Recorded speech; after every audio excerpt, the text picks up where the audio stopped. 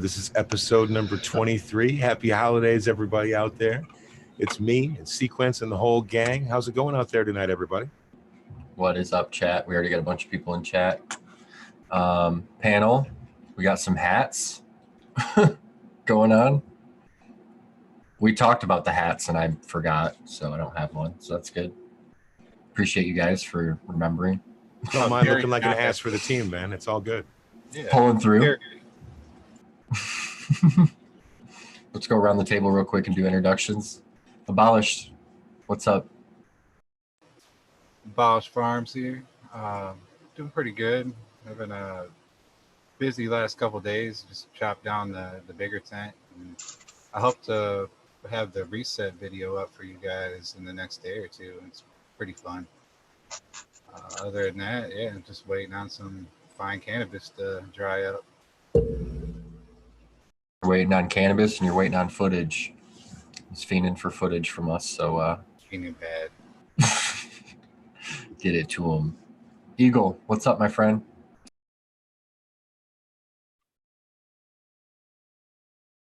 Not much, just looking forward to catching up with you guys after a long 2 weeks of not getting to hang and visit. It's been fun. Last night was awesome time getting to hang with at least part of the panel here, but it would have been great to see and hang with everybody. But I guess the 18th is just right around the corner. So thanks for having me this week, and looking forward to some great convo with some good people.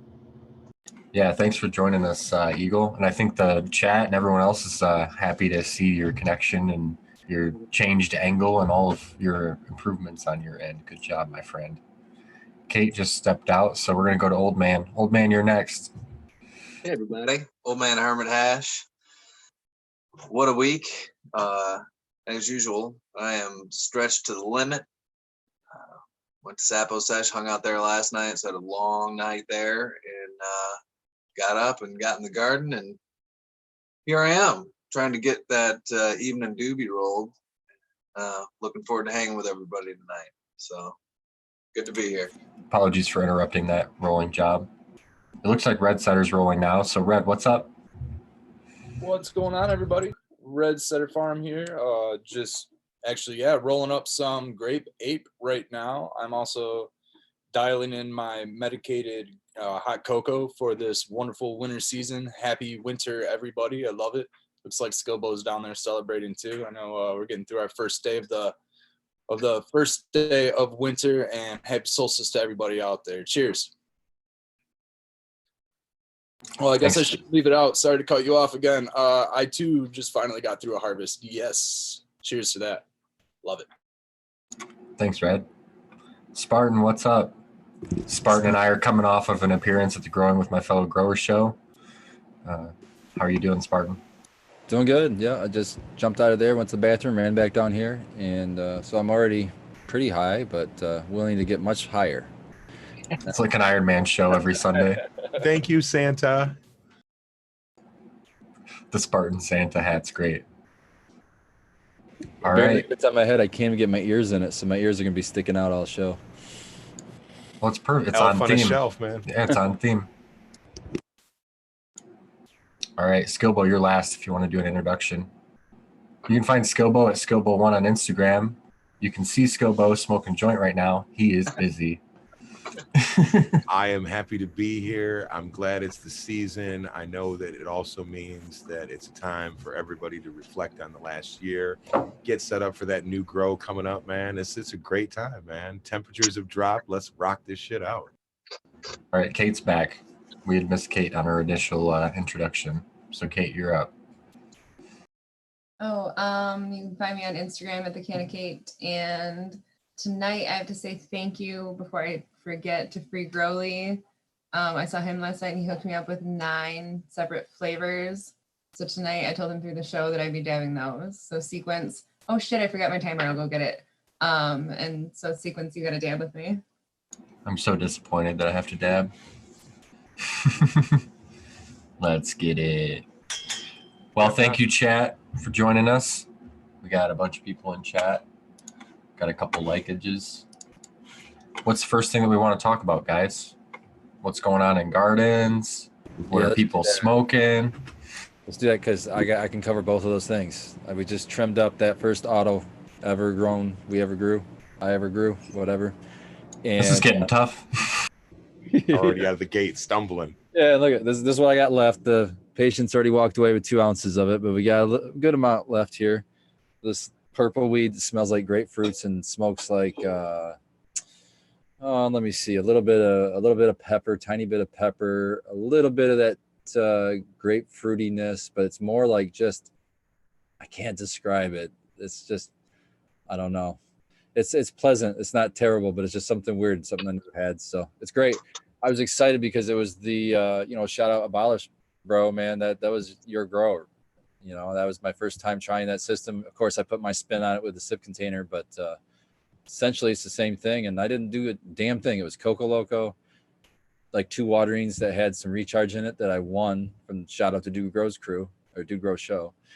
And then it got 2 feeding or top dressings of that insect frass that you get at the grocery store. I don't know it looks like this. But it's just a 2-2-2. So that was a tablespoon. I think it was a tablespoon I fed, or no, it wasn't that much. It was like a teaspoon. I fed 2 top dresses at week 2 and week 4. And that's all I got. And my final harvest at the Keeper Buds was like 3.5 ounces from just watering a plant in the middle or in the corner of my mother tent. And I'm pulling flower out of my mother tent. I was stoked. Now I can see from that grow, like if I grow it again and I get that one again, that I could probably push it more. Like I won't be afraid to push it more. I'm afraid with autoflowers that, they burn up, but I saw this one probably could have taken a lot more nutrients. So I'll start pushing them more. I got another one going behind it. It's about a month in. It's called Baby Huey, but it's still from Morningstar Seed Company too. So it should be interesting. It's just nice to be able to harvest flower out of your mother tent. Like how cool, right? Free real estate, man. Like I You said, killed it, dude. it'd be. I just said it'd be dope if I could get a couple ounces every couple months. And fuck, this one already gave me almost twice that. So what do you like it enough to where you might be making some more frugal pots or? I've got funny you should say that. I got actually in flower right now, and it is in day. That one is 1, 2, 3, 4. It's only day 6 right now, but day 6 in flower. I've got a photo period in flower.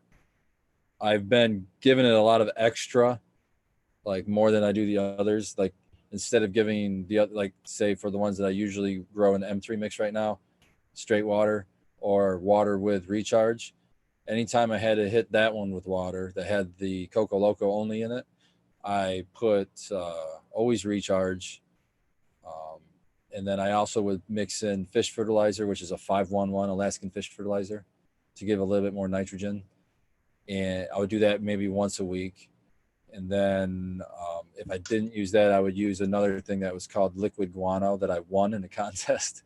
And it's like a 0.5, 0.6, 0.7 or something like that. Just to give it a little bit of nutrient because I'm afraid that it won't have enough nutrient in there. I've also top dressed with insect frass. Once it hits flower, I did give it a top dress of some 7, 6, 4, and then 4 calcium too. I gave it that. So that's going to be good for about 2 weeks nutrition. And then I'm going to put some BioLive on right around week 3 to week 4. And I'm going to see if that should get me through flower. I'm hoping it will. I think that was a really smart call to do the extras in the beginning for the autoflower, because the last few times I've done it and just tried to do water only, you can tell that I could have pushed those plants a lot more. Like that instant available nutrition would be a benefit, I think, for the autoflower, just because it doesn't have the same time as a clone to establish the relationship with the rhizosphere. Yeah, I agree with you 100%.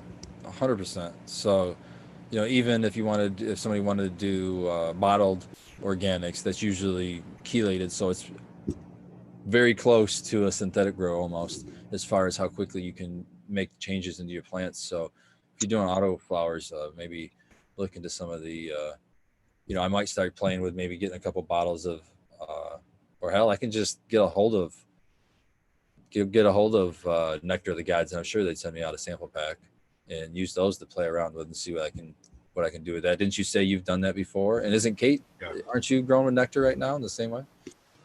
Yeah, you just pay for shipping and they'll send you out the 6-pack, and it's not the little baby bottles. You know, they hook you up with the quarts or whatever. My dude just finished a run with those. Shout out to Meds in the Country. Yeah, I might screw around. I mean, that's what's cool about the autoflower is I'm using a space that I normally would just be kind of unused or just have another mother plant sitting there. And instead, I'm throwing an autoflower in the corner of that tent, and I can play around with like different nutrient lines or different ways of growing and really trying to figure out the autoflower. It's kind of a fun project for me. It's like maybe not anybody would want to fuck around like that, but to me, it's kind of fun, you know, because it's just like a side project. You'll Right. love it because you get that. If you get the little bottle of BK with that sample pack, and you'll be able, like, you're a good enough grower to where you can really mess with that stuff. And once you start learning how to feed it to the root zone and the foliar, like, you can push hydroponic results in an organic environment. But you just have to make sure you have the nutrition in there, because you can go deficient in less than 24 hours using that shit. That's another thing is I picked up some. I'm like addicted to Overgrow. It's just a fun little easy foliar spray. You can get the optic foliar Overgrow, and you can spray it with the lights on, and you can spray it on the top of the leaves. You don't have to hit the bottom of the leaves, and it's just a little bit of nutrition. If I see a plant even starting to struggle, I just love that stuff. So I think I might do that for like a foliar feed early before it starts budding for the autos too. What's the NPK on the Overgrow? Give me a moment. I'll go grab it. Wait a minute. I think I have the big bottle behind me. It does play Ooh. nice because I've tested it, and I do keep it around for like my clones that have to sit in their cups for too long. That'll stop me from going deficient. Yeah, I love it for clones. My best. That's my favorite use for it is to mist a clone that looks like it's struggling a little bit. But Bart, you should try the one shot out for your auto pots of the nectar. So one shot's like you just mix it in the soil and then fucking water only. And then I would foliar feed too because it's missing one of them. I can't remember what the NPK on it is, but it's super easy and it's like right in line with what you're talking about. Like it's just like a do it and forget it type of plant. I think you'd be super happy with the one shot. That shit that you smoked at Old Man's last time was grown with one shot. And what is one shot just a powder or what is it? It's like a granular that you mix into your grow medium. Okay. But it's super easy. So I wonder if I was reusing soil, do you think I could just use it like a top dress and maybe scratch it into the top few inches of the soil and kind of water it in? Probably because when I had first talked about using it, I was at that point going to use like a drip line, and I had talked about pocket feeding, like scratching it in underneath where the drip line goes. You know what I mean? In a little pocket. And everybody seemed to think that that would be fine. You know what I mean? So yeah, I might check that out then. That might be pretty sweet for my autopot system too. it's like super cheap too. You can get like a, I don't know, like a gallon Ziploc bag size thing for like $17. So like, it's badass. I might check It sounds perfect for autos, really. When you think about it's it. like well, that's kind of like what BioLive is. So I'll just have to compare the two. I have BioLive, so when I run out of BioLive, I'm going to check that out because that sounds badass. Yeah, But it's answer your like question. how often are we supposed to have the timer going?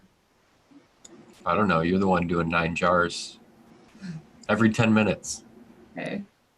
To answer your Ding, question, ding, ding. Seamless, it's a 0.8 nitrogen, so a 0.16, so double the P, and then a 3.2. So K heavy, potassium heavy. I'm kind of surprised there's not more nitrogen to it. So I feel like when people spray most foliars, they're expecting their plant to get greener. You know what I mean? Yeah, potassium, it says it's derived from potassium nitrate, potassium sulfate, ammonium nitrate. So that's your nitrogen, it's mostly ammonia. So it's going to be a fast acting one. And then monopotassium phosphate. I had heard somewhere that there was copper in this, which we would have to be concerned for heavy metals, but I don't see it listed on the label. So if you guys are worried about something like that, you might want to check their fact sheet thing. I think there is often copper in foliars, something to do with how it interacts with the plant. Yeah, and I think it combats microbials too but it is a heavy metal. So as long as I guess it doesn't get absorbed, I guess it might be fine. I don't know.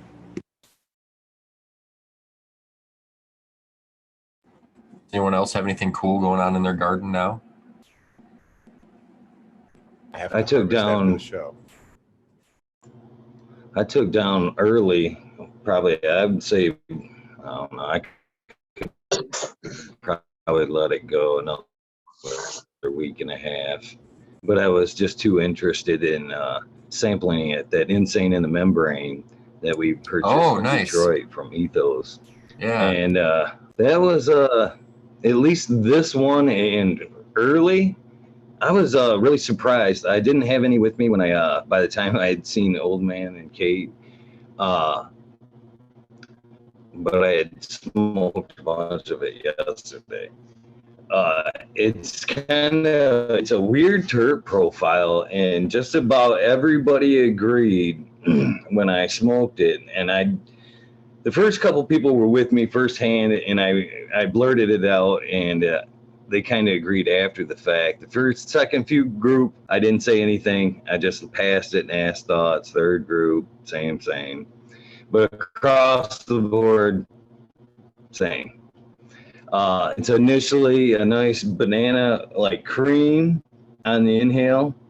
And once you let it kind of sit on your palate a second, it's got the weirdest terps. A BC taco, like a taco, cheesy taco sour cream like flavor. It's almost like a nacho. One person described it as, one other person described it almost like a taco Dorito kind of flavor. Taco dip. But nonetheless, it was pleasant. It wasn't, off-putting in any kind of way. It was just so different than the initial inhale. Once it sat there, it was weird, but it was good smoke, nice uplifting. But again, I'm kind of waiting to see how much of that changes by letting her, go the distance and, firm up a little bit. 6 more to choose from. So we'll see if that hangs across the board.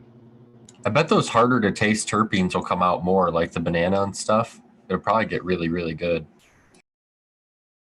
Abolish said Taco Another Bell thing I OG guess in the could chat. be,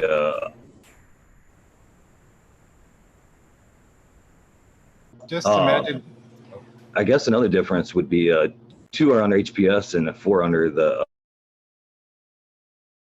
HLG 550. So it could be a little bit of difference in terp profile just in that, I would think. I didn't mean to cut you off, Abolish. If that taco taste transferred to the extract form, I mean, think of how bad you could troll your friends with that. Like, you would not expect to taste some sour creams and tacos when you do a dab. Only on Tuesdays. Good one. That would be a great unique strain or a great unique flavor to bring to the market for sure. It would sell like hotcakes, I'm sure. Exactly. Taco You have to try it. Cinco de Stono. I have the grow room fully automated now. So I did the first like fully 24-hour day away kind of thing where I didn't check on the plants and stuff, and it didn't burn down. So that was cool. Like a young mother that just finally left her kid with the babysitter for the first time, aren't you? How many times you check that screen? Yeah, I did have a camera.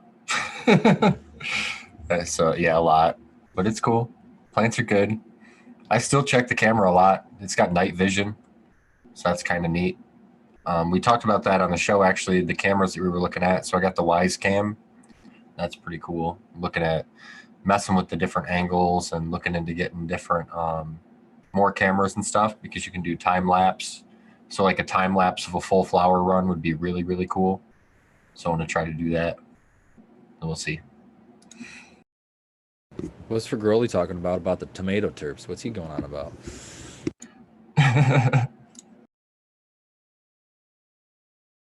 So today I took one of the jars to work with me and let everybody try it. And this chick did a dab and she's like, it tastes like tomatoes. And I was like, the fuck is wrong with you? Then she immediately proceeds to crush up some wedding cake and roll it in a strawberry blunt wrap. It was like, Classy. yeah. But they were also like using, which I do it sometimes too, but like dab straws into the jar.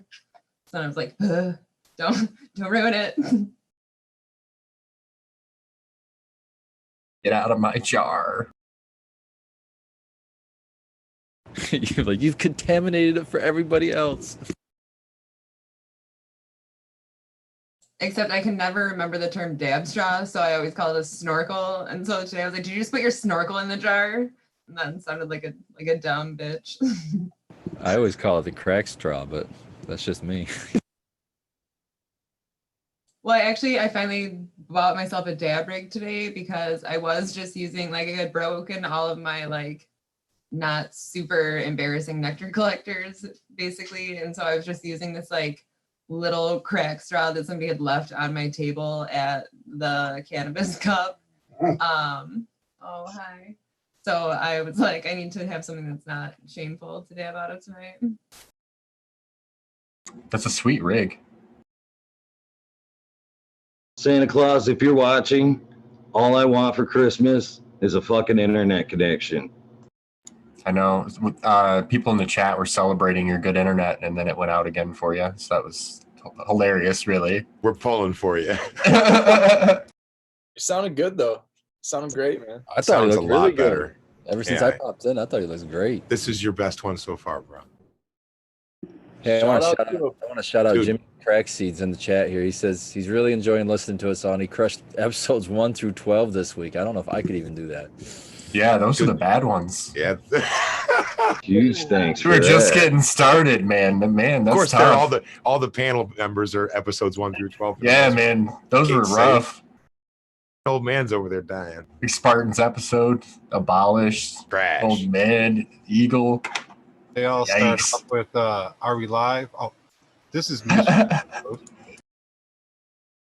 I love, there's one video that always pops up for a preview and it's just Abolished in like a black wife beater. Oh, dab time sequence. And that's like my favorite preview ever though, because it's like, you can just tell it's the beginning, you know what I mean?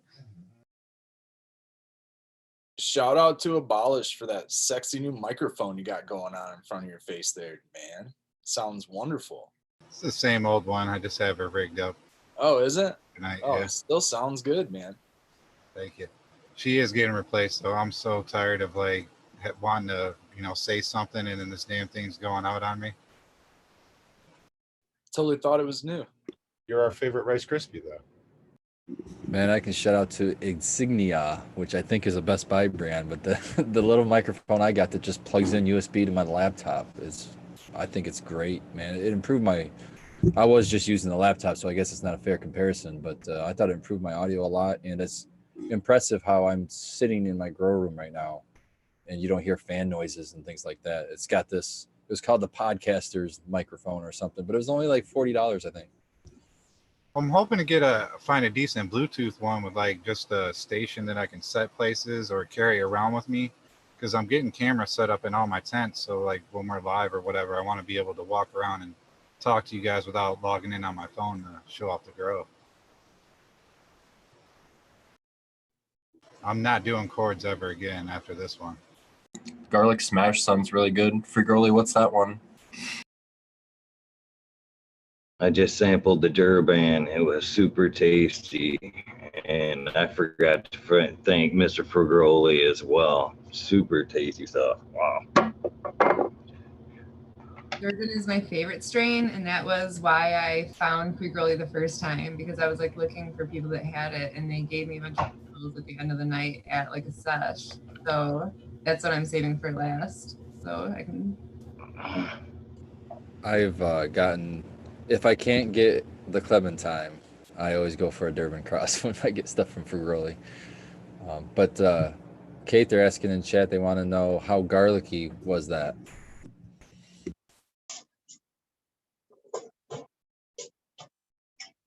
You muted. She hasn't done it yet. She's behind. Oh.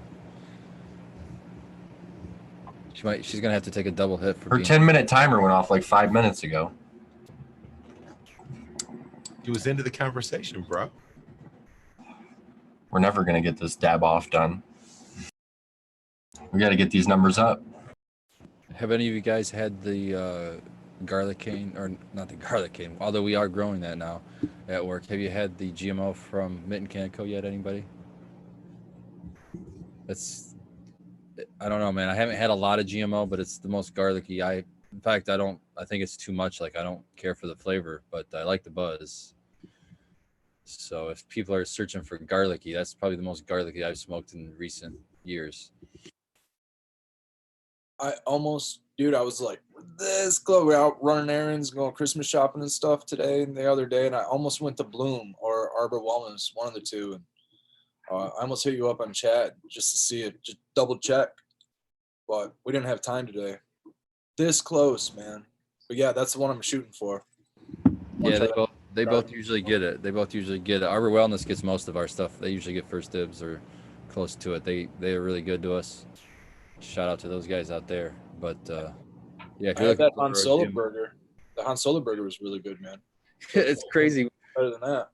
Yeah, I was just talking to Steven today, the boss, and he was we were going through how many strains we have. We have like, I think it was 5, did we came up? 4 or 5 strains that are GMO crosses, either GMO or a cross of GMO. Like the Han Solo burger is a GMO cross, and he's really considering just focusing on GMO or GMO crosses and running a lot of rooms like consistently of just those, so that we can kind of maybe get some packaging and make our name for ourselves on a certain strain, because we seem to do really well. That strain seems to do really well the way we're growing. So obviously we want to grow it a lot, but I would like to see you guys do that, honestly. funny you mentioned that. When you guys come out to shoot, that GMO should be pretty close to harvest, like a week or 2 before harvest, so you'll be able to see it in their full glory usually. Oh yeah. They're already easy. You know how tall I am. They're already easily, like me standing with my hand up like this, they're still taller than that. Like that's easily, I don't know how many feet, man. There's some Geez, that's got to be like 5 feet tall, isn't it? Yeah, it's like they laughed at our 3 nets this time. It's just like 3 nets, whatever. What is that shit? So it should be interesting by the time you guys come out. I'm excited because I just got a cut of GMO. I'm sure it's not the same exact one that you have or whatever, but we'll see what it does. I got 2 nets, so it'll be in the lights. Yeah, I don't have the cut. I would consider it. I don't know if I would even consider growing it such a stretcher. But yeah, in your situation with your net system that you got set down, it might be like beautiful. And I find it's one of those ones that really affects me at work.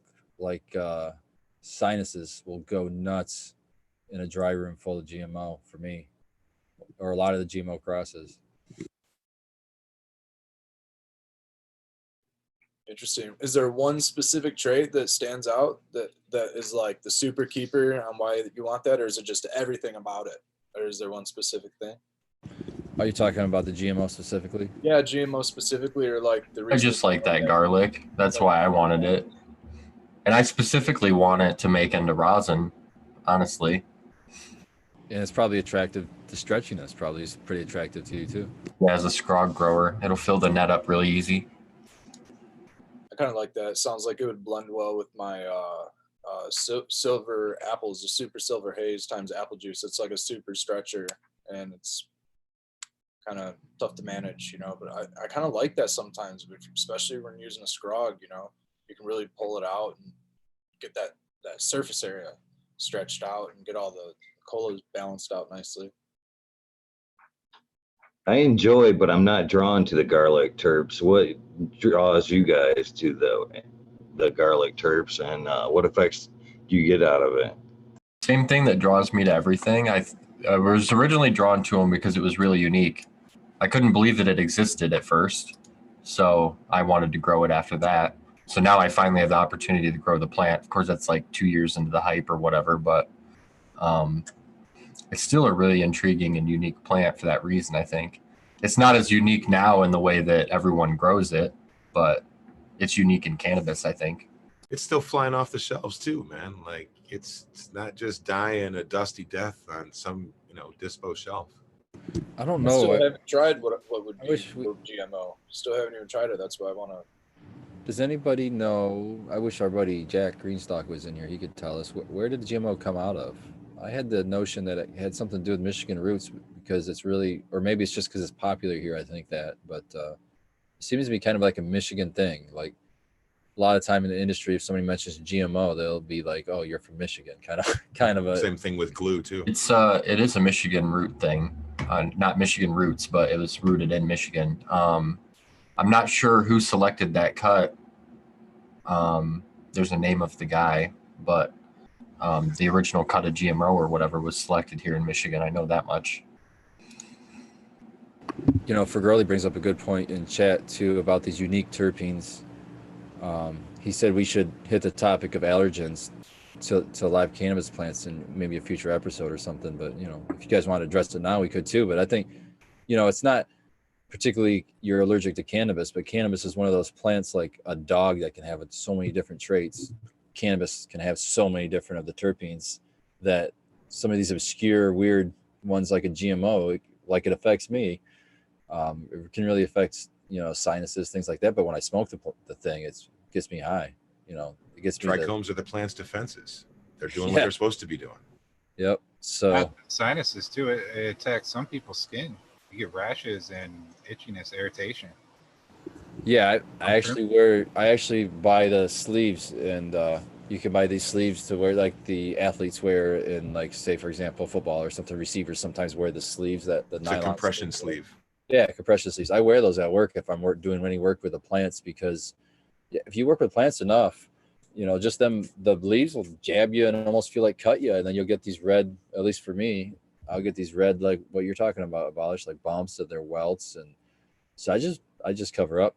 I just cover up when I go in there with the plants, because I think you can get allergic to some of the weird oils and things like that, and I don't know. True. Well, plants are allergens. And like, you know, I was in Peru once, and I'm walking around in like a rainforest with some guide, and you know, he's chipping off bark, you know, and he's doing these things, but he's like, don't touch anything, you know. But I'm like from Michigan, I walk through the woods all the time, right? So I'm not really that worried about it.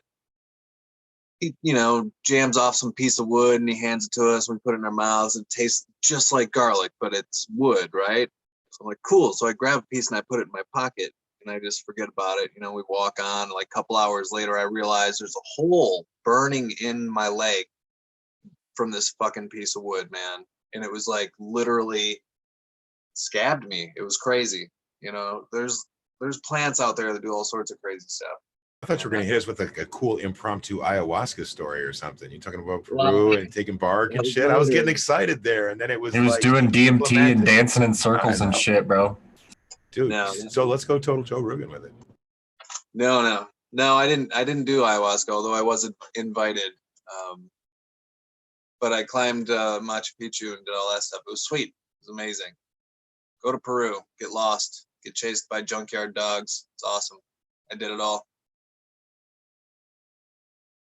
Skilbo gets lost around your neck of the woods. I don't know if he should go to Peru. Peruvian shotguns. Peruvian shotguns are rough. Okay, so on the topic of allergens, though, it's like with like poison ivy, how some people aren't allergic to poison ivy and then all of a sudden they are. It's not necessarily that you're not allergic to something. It's like you haven't been exposed to it enough. So every time you're exposed to something that your body might be allergic to, it creates a histamine. That's why like antihistamines are allergy medicines. So histamine is something that says this is a foreign object in my body and I'm gonna like respond to it in whatever way. So every time you come in contact with something that bothers you, those histamines are in your body and it recognizes it faster and it produces more and it's more intense. That's why when you have allergic reactions to things, like if you're allergic to penicillin, the second one is worse than the first one, and the third one is worse than the second one, and the fourth one like kills you because your body recognizes it and responds to it faster. That's why lots of times when you're like, I've been growing for 5 years, but now I can't wash without a mask on, or now I can't touch my plants without my arms getting itchy. So it's one of those things that because I'm aware of that, I don't have allergies to the plant yet, but I've been trying to be smart about like wearing masks when I wash and shit, and like not because I love touching plants, you know what I mean? I'll go like rub myself all over them, but I'm trying to like be smart about that so that I don't develop those allergies, so that gardening doesn't become unpleasant for me in the future. That's one of my fears, is becoming like allergic to certain cultivars that I've become established to or something, because I do think about that. I know that exists. I mean, I've gotten itchy and things like that rubbing up against certain cultivars, or like Death Star, for example, it used to really, really spark up my allergies. And over time, I got used to it. I have not cultivated it in a while, but I still have it in stock, and it's coming in line. So I have a feeling that, you know, it's going to be February. It's really dry out. I'm sure it's going to hit me again really heavy next time I have to harvest it. So I miss those Death Star terps, dude. Get you, man. Get you. They're heavy. You know, for me, it's not that big of a deal right now because I can still smoke the flower and it's completely fine. I don't get any problems. It's almost time for another dab sequence. Ding ding. And is she gonna be ready this time? and so I can be, you know, and so I can still enjoy the medicine of it. So to me, I'm not too worried about it. I'll take some precautions, you know, I'll throw some sleeves on with my gloves, you know, and it can be managed. I take a Zyrtec capsule the day I know if we're doing a harvest or if we're doing a day where we're bucking dry flower off the stems. I'll take a Zyrtec for that day, and I'm usually fine. So you know what you need is in your stocking. You need Mrs. Spartan Grown to put one of those like little things that they use for kids' noses when they go swimming. You know, the little pincher things. You could save those for GMO days. I don't know if I could handle that on my face for that long. I don't know, man. Well, I got 2 seconds of internet here. There was a YouTuber reporter out of Denver. I tried to look up his stuff and lost my internet connection. But he got so allergic to the cannabis plant, he gave up actually reporting on it for a long while. And just after about a year and a half, it started up reporting on the subject again. I thought that was pretty crazy that you can obviously grow into an allergy with the cannabis plant. And old man, as far as you go with a piece of wood, there's lots of woods, oak and walnut, both emit oils that people are allergic to, and dust of both are toxic. And people don't know that, but especially walnut dust is terrible to breathe in and get in your eyes. Yes, it is, man. Super thick, man. It just creates a haze in the shop when you're working with like black walnut. But that might be explaining the burning on your leg there. Yeah. I wanted to shout out to Crippler in chat. He just brought up, he says, hey guys, love this show. Subcool gave you guys a mention yesterday. So, hey, shout out Subcool too. If he's shouting us out, we got to give him some love back. Through that, and Christopher White in the chat said GMO cut was by Skunkmaster Flex on Instagram, which is true. And it originally meant garlic cookies. I don't know where the GMO name particularly came from. I like garlic cookies better. Yeah, sometimes our stuff I find people will repost it and it's been labeled at a dispensary as garlic cookies, which is fine with me because that's what it is. And we've got a sour garlic cookies coming up too, which is looking good too. So that'd be interesting to see the difference. Said sour. I want to try it. Yeah, I haven't tried it yet either, so I'm really interested. I'm watching her grow right now. She's looking pretty nice in flower.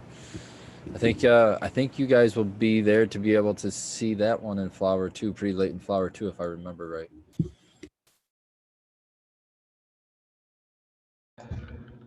That one there was old man's rosin. Man, that stuff's super smooth and tasty. Great job on that, sir. Clean. Slurricane rosin, super tasty, brother. Super tasty. It's a GMO cross actually. It's garlicane, which, you know, I know Spartan and his crew kind of, you know, I'm not saying I'm disappointed that they're gonna take over that strain kind of thing, but you know, I've got the master cut. Just saying. Just need a nice licensing fee. Right. You know, like that 30 grand or something. It's the, you know, it's the best. A year. Hey, that he just dropped his glasses like with a deal with it gift. You know what I mean? Where they just come down after he says it. Deal with it. Hey, maybe if we get a rec permit, maybe then we can start being ballers.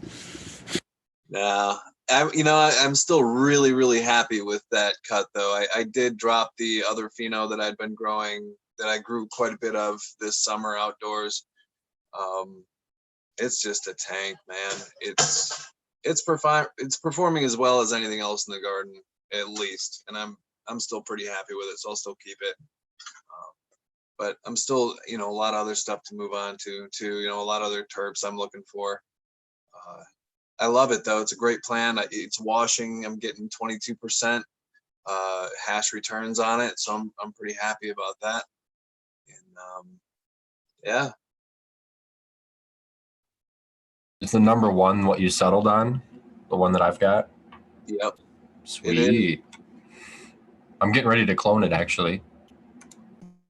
It's a tank, man. It's a little spindly, and I think it probably has to do with my fantastic grow tech, chaos growing that I do. But I'm sure somebody with some better know-how could even get it to perform better. It's a beast, though. I'm loving it. Yeah, we got to get our clone games on for the get down coming up on the 18th. All my moms are ready to be trimmed, so bring it. Okay, so for you, girly, Mine too. the difference between the three, because I did the 3 garlic ones in a row on purpose.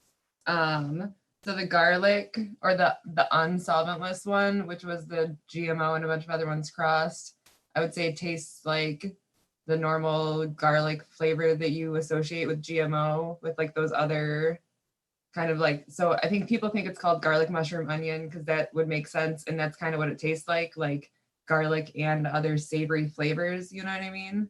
I'm positive that that's not why it's called that, but I'll find the source on it and post it on my Instagram or somewhere. But anyway, so the first one tastes like that normal like garlicky terp, plus like maybe like a fruity flavor, or like other terps, you know what I mean? Not necessarily fruity, but just like other terps. But it's like a really nice mix. But the garlic smash one is interesting because it's like garlic terps, but without the like mushroom onion part. It's like just like a garlicky flavor, but then there's also like an orangey terp in there to me. And then the GMO one tastes straight like GMO. But the other thing that I think is super important to point out is that like with some kinds of shit, like some shit just washes darker. So when you're looking at color, when you're buying concentrates, that's not like, that shouldn't be the determining factor for you, because this is their GMO and then their 2 GMO mixes. And like GMO is just dark, you know what I mean? Like it's just a dark washing plant, you know what I mean? And like every GMO thing I've ever washed has come out darker than any other thing that I've washed at the same time.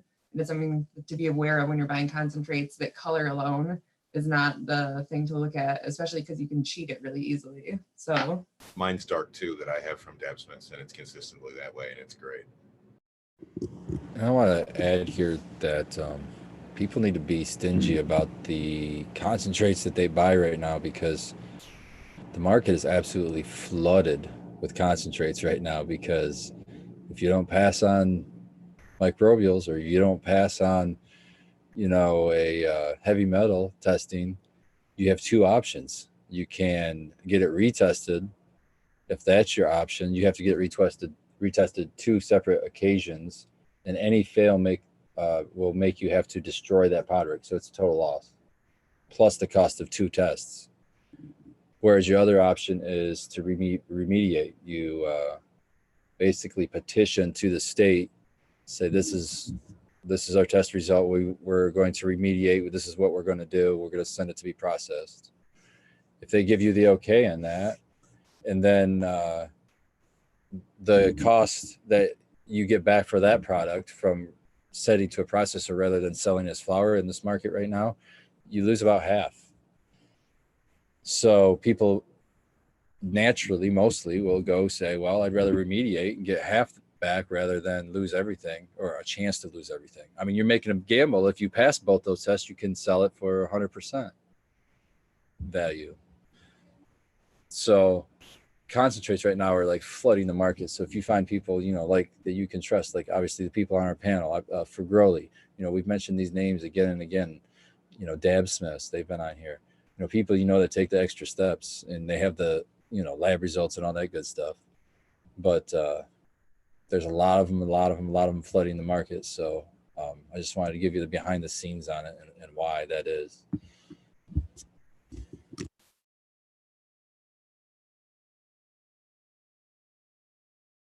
So I just realized about 2 minutes ago. check. Sorry. I'm trying to do a quick little microphone check, make sure everything's working. I didn't get a You're chance good. to do it pre-audio. So quick story, stoner moment. I haven't been plugged in this entire time. Miss Red just told me to turn it down, and I realized that I've been running off my computer audio this entire time, plugged into my headphones, listening to whatever's going through my microphone. So quick sidebar on that. Awesome stoner moment. Continue, guys. Sorry, Miss Red Setter.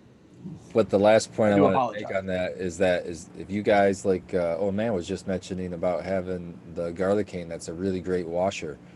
Those are going to be our future treasures. Hold on to those things because nobody wants to grow for that. Nobody's, I mean, I'm sure there's some people that are vertically integrated that all go all the way to the end product, but not many independent flower growers are growing strains that are notorious for great, wash yields because we don't care about that. We get almost twice the value as a flower than we do a concentrate. So why would we even mess with that? So that being said, I think the market's going to kind of push plants and genetics that way. So if you have something that's really a good washer, hold on to that like it's a treasure because, it might be bullshit and it might swing the other way. But for now, the way it's looking to me, I would hold on to those things for right now. Yeah, the only ones that get selected to be washers are the ones that are selected for whole plant fresh frozen, I think.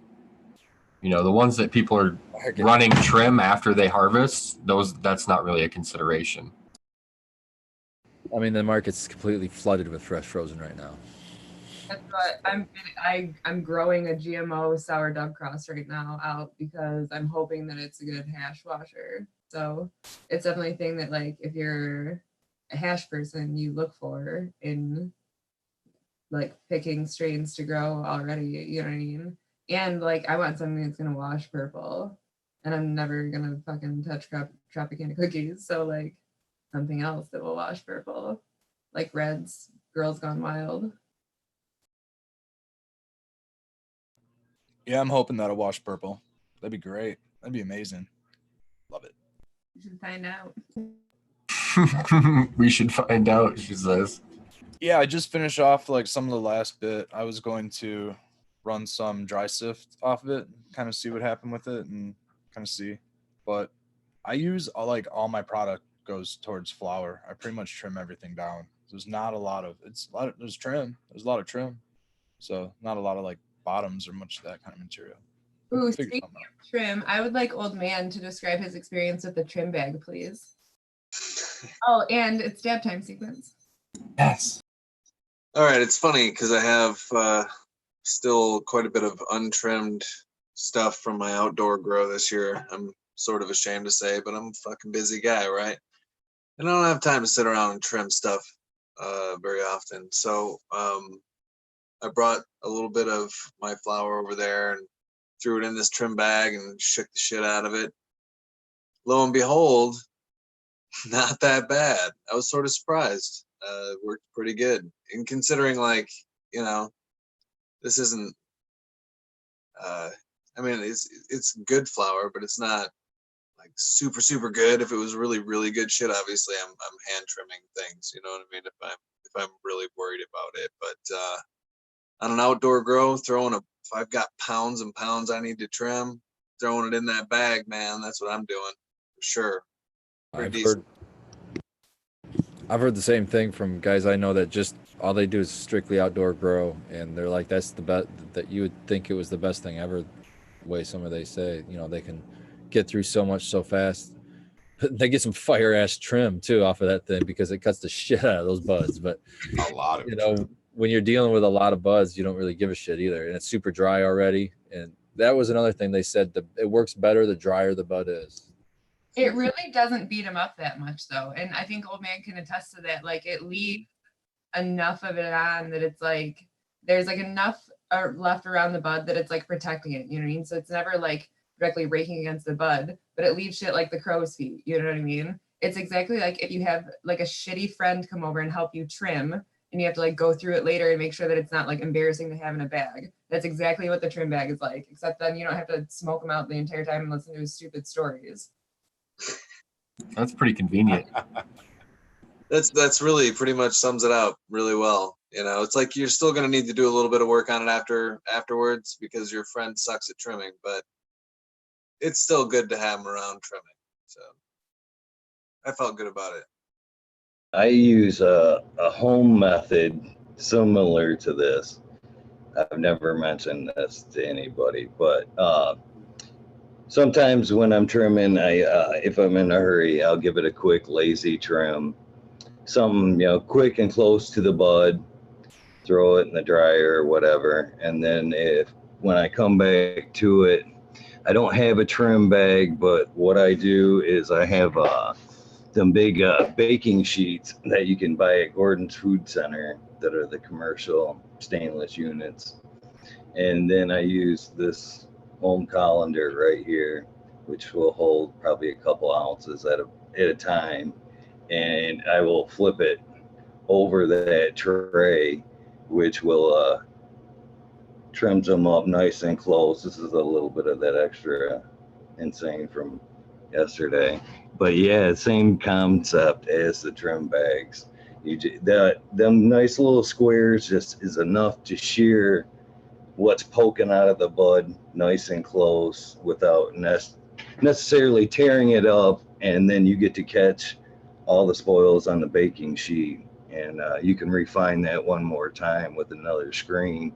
Even if you want to go home tech one more time, a finer, one of those smaller, finer screens, kitchen screens, you can usually throw those spoils into that and get out all the leaf matter and take it to a nice keef. And you can usually put that in a jar at that point. But that's a little non-commercial home tech for the home growers there if they want to be a lazy grower and do a lazy trim there in the end. So You're gonna have so many people out there panning for gold now. I remember the old like cedar boxes with the screens in them, and they would just shake the buds in there and just shake the shake in there, and they're trying to just collect the keef. To throw a nickel in there usually with it too. Okay, so I have to say that I just dabbed this Indigo Daydream from Free Girly, and what the fuck is this? Because as soon as I did it, I have no idea what that little rant I just went on was about. Like none. So That's called good shit. yeah, this is going in the like special occasion stash. Miss Kate, I owe you a huge thank you as well. Man, yesterday was a long day. I left and ran up and down the state for quite a bit, but usually that doesn't affect things. But I did munch on your edibles and munch that beef jerky all the way home, and man, I slept like a rock. Then I got up and posted some thank yous and ate some more edibles and fell back out for another 4.5 hours, which was probably the best sleep I've had in 2 weeks. So a huge shout out and thank you for those edibles. They brought me some much needed rest.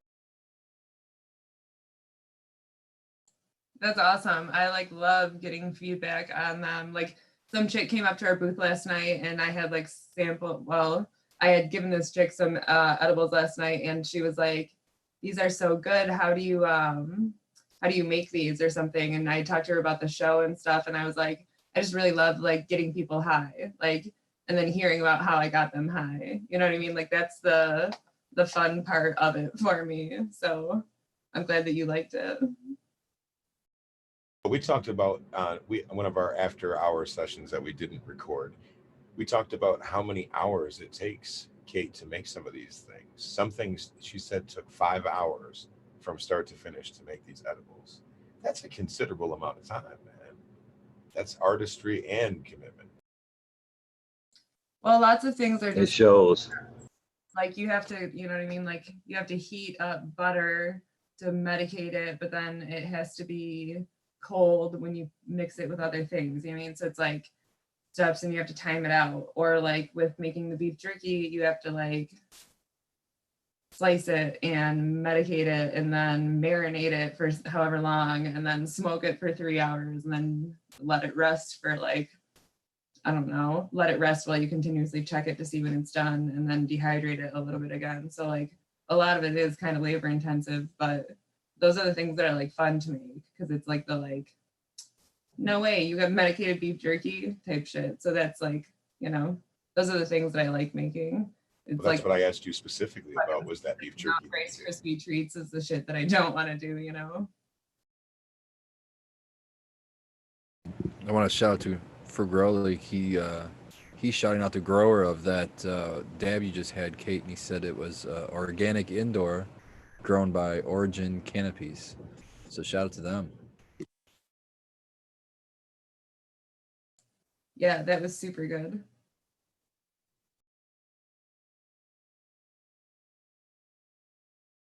Rose says you need your own restaurant where people come and get high, Kate. Totally agree. Saw that. I went to like the I don't know if any of you know the Top Chef Cannabis GG or something. Oh shit, I just slaughtered your name. I'm sorry. You're so good too. It's like High Times Top Chef Cannabis GG or something. It's a super long name. But basically it's this girl and she makes like medicated meals and stuff. And I went to one of those in Detroit one time and it was super good. And I would love to be able to do something like that sometime because I like putting weed in my own food. You know what I mean? Like when I make medicated things for myself, I'm not making like brownies and shit. I'm like medicating my lasagna. You know what I mean? So it's like I would like to be able to do that for people. I think that would be super cool. I bet you could host dinner parties and stuff. I used to use the Magic Butter Machines website because they have a bunch of actual medicated meals and how you can incorporate, oils and other things and make really, really cool recipes with it. Instead of, like you said, just making, brownies or something. Yeah, Not when everyone wants green mac and cheese. Yeah, when I was looking up how to make the cookies that we make, the little Spartan cookies, I did that. I went through their website and I just found as many recipes as I could find. Then I found the common denominators and I narrowed it down. And then I did some experimenting. And probably over about a year of screwing around with the recipe, I got it to where, see, I have a pretty sensitive palate for that cannabis taste and I don't like it. I'm not a big fan. Although I can eat a fan leaf and be fine, but that weed taste in edibles, I can't stand it. So I got it to where it's almost like undetectable in the cookie, but it's still potent enough to where you feel it. And so you really have to sift through the crap and just try it. Just try it for yourself. Don't think that so-and-so says it's this way. That's the only way to do it. Try different ways and see what works best. I love that coconut oil that I made. It's like a 1-to-1. I used rosaberry, so we're looking at, it's a little more than a 1-to-1. It's like 12% CBD, 8-9% THC. And what I've noticed is, so I'm lactose intolerant, and I get like aside from normal, anti-lactose issues, I have like very uncomfortable like digestive pains that I like can't sleep, and it's real uncomfortable to like just sit and even be normal. So I'm kind of dairy free. Well, recently, being the holidays, it's really hard to not eat butter if you're sharing meals with family and stuff like that. So I don't take the pills that are lactose pills or anything like that, but I have been using this cannabis oil almost on a daily basis. So I knowingly had dairy over the past week, and I have not had the uncomfortable issues or the pains that I normally have associated to dairy. Now I don't know if it's the oil, but I am contributing the oil use to potentially helping this dairy issue. Haven't had it a couple of nights ago, had some dairy again, try to test it, kind of had a little uncomfortableness again. So, I'm wholeheartedly starting to think that this 1-to-1 cannabis oil. Now I didn't decarboxylate it, so it's a lot more full spectrum. It's probably got more acids in it and things like that. I only cooked it for about I think like 10 hours at about like 100. I think it got maybe 180, 190 degrees tops. So it wasn't in like the high 200 range for like a low dicarboxylation rate or anything like that. And I didn't get it lab tested, but I'm imagining that there might have been maybe a few acids left. Now I have done this like with Simpson oil where I don't dicarboxylate, and I have got it lab tested and I've gone acid free. So, which was pretty much, I'm guessing is 100% dicarboxylated. Because of time as well. You're using an extended temperature, but the time that it's exposed to it is decarboxylating. It's just not as fast. Like your buds are decarboxylating in your fucking jar. It just takes a whole long time for it to break down. So by adding heat to it, you're just increasing the speed that it does it.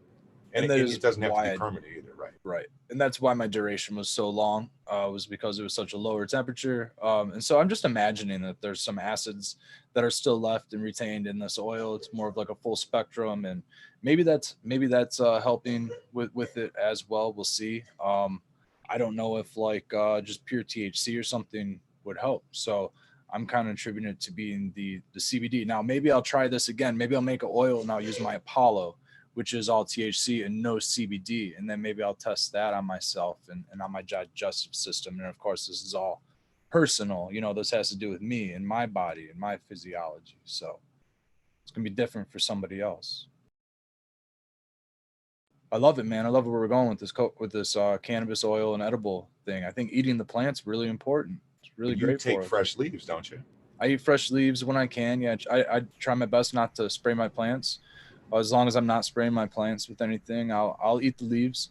You know, I don't have a juicer. That's one thing that I like an actual juicer.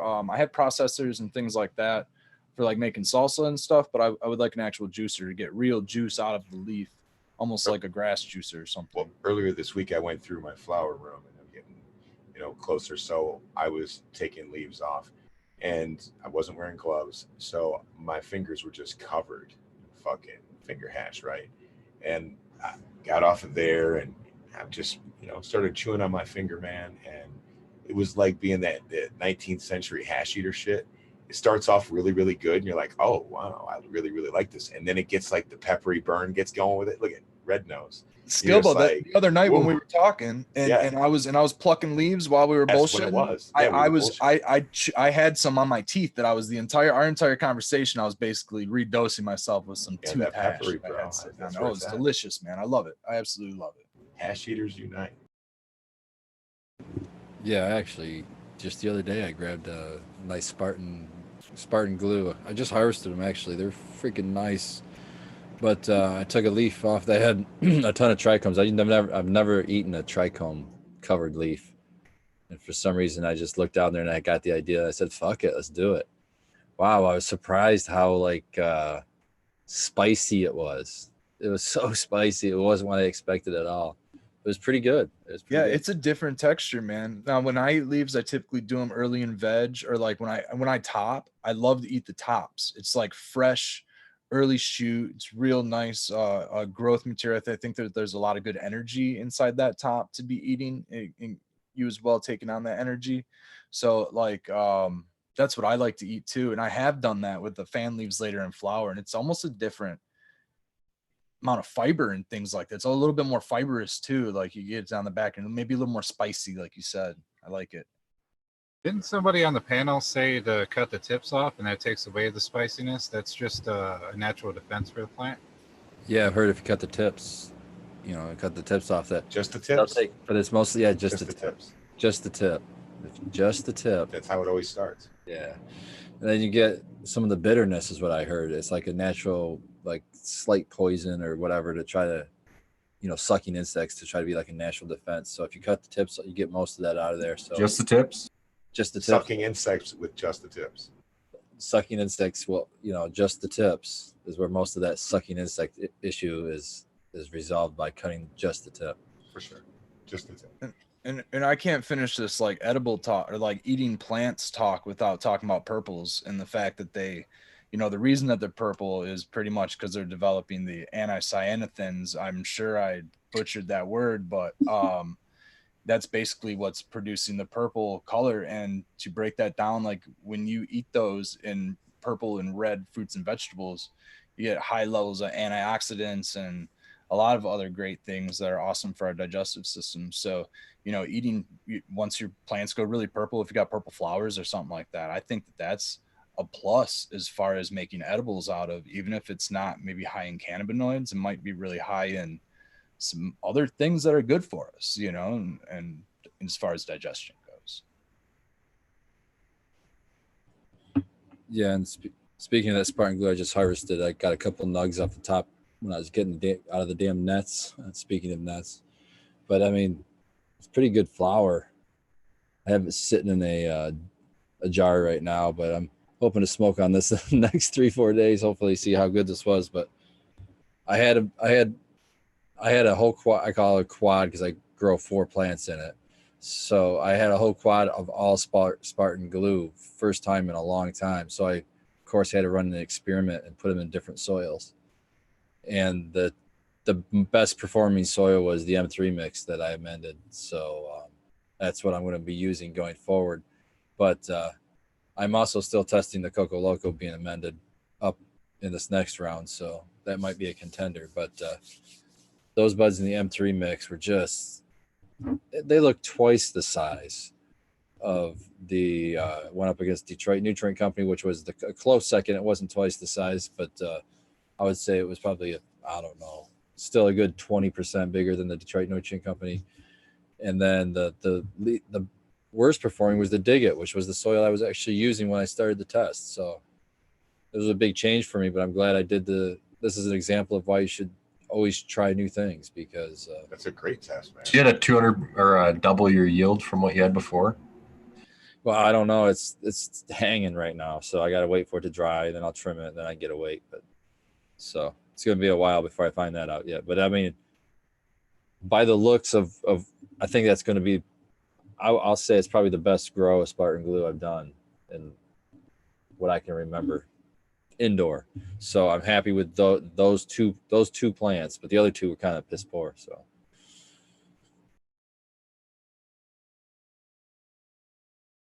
I just want to say, Kate, that Indigo Daydream, an amazing suggestion.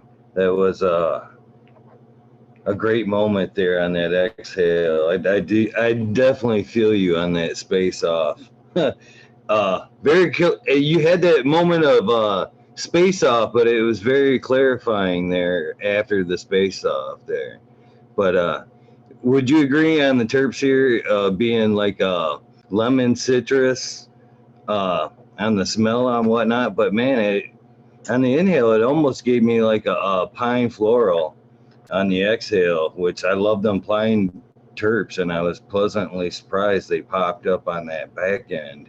And I think that's where the spacey clarifying is coming from. But man, for Growly, next time I see you, this is what I'm coming for, brother. Oh wow, that is. I suggest this, yeah, to everybody on the panel too. Wow, that was really pleasant, as well as a beautiful sample. It's a Nice diamondy there. yeah, I love. The color of it was crazy. It's beautiful. taste. You know what I mean? Like I think that now there are lots of flavors that come up and everything. You mean like the cookies type flavors and stuff. And it's one of those ones that's like it's like familiar in the way that you're like, oh, this tastes like weed I used to smoke. Not familiar in the way that it's like, oh yeah, I had this last week. You know what I mean? It's really, really pleasant. I liked that one a lot. I'm thinking we're gonna sell these guys on doing some dabs. Like we're gonna get Red Setter in. We're gonna get Spartan to get a rig so he can try this stuff. I'm liking that Abolish is gonna get description one. of spacey and clarifying on the back end. That's a great description. That's like my kind of weed, man. I love that. I might have was to thinking start the doing same some thing, too. dabs. Ooh-wee. It was really nice. Daytime. Really nice. Sequence, why I have your attention too. I was doing a little bit of talking to some other people that was growing Mr. Tight's Dominatrix there. And everybody's telling me from what I've researched on that is that we'll find some pine terps heavy in that strain as well. So hopefully I'll be able to pass that on to all the panel members that want to try that as well. Do you have that flower, or do you have that in flower? No, Or just I'm seeds? getting ready to flower it, so it won't be till mid-February till we get to try that. It'll be a Valentine's gift for all. From Eagle with love.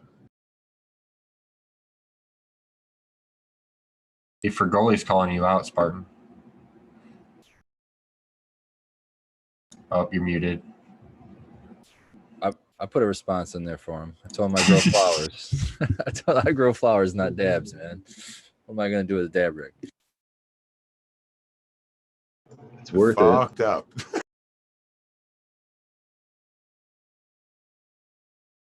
Y'all That's a crazy, he girl. says. It's about time to do another dab for Gurley. Are you keeping up on your end? We I got gotta a minute. find mine. God damn it. I'm pretty much I'm on not- like a joint every time you guys do a dab. I'm about That's what rolling I'm one trying every to time you do guys too, hit it. man. I'm trying. Oh, Clementine. Oh man, that's the I stuff. can move on, but I'm going back to the indigo. I can move on, but I'm not going to. The way that you described it as a great moment was a pretty big deal, right? People don't talk that way very often. I think Gurley must be a way more patient person than myself because he talks like I can, just give my flower away to somebody else and wait longer before I can smoke it. What the hell is he thinking? All good things come to boys who wait. I don't know if Free Growly does some amazing stuff with flour. I've considered talking to him before. Oh, I've said I'm on record. I'm sure you can watch other videos saying it's the best concentrate I've ever smoked. I buy it. I go buy that shit, and I don't even have a rig to smoke it on. I got to go to my buddy's house to smoke it. That's so great. Shit, you not. He was in the dabbing like Santa kind of get up. He had a hat and a white beard on, and I put this in the post and the thank you. It was just like a true Santa. He come over and handed it the bag, and I was talking to somebody, and he handed one to whoever, me and Kate, and fucking I took it, thanked him, but I didn't. Well, usually when I get a present, I don't know what it is. I don't like to look at it right that second, and it's just me. He walked away, and a couple minutes later, and I kind of dropped the bag, and one of the samples came out, and I was like, holy shit. And I was happy with that.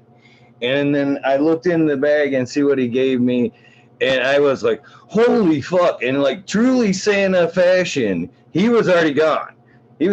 Just up the chimney and gone. I couldn't even give him a thank you or anything. It's cool that they were Christmas bags.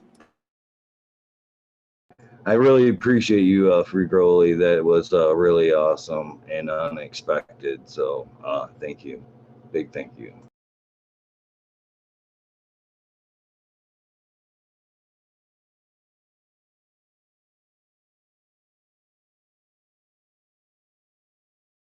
How's that dab off going over there, guys?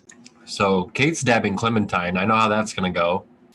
That's going to be a fantastic experience. I'm really jealous of that one.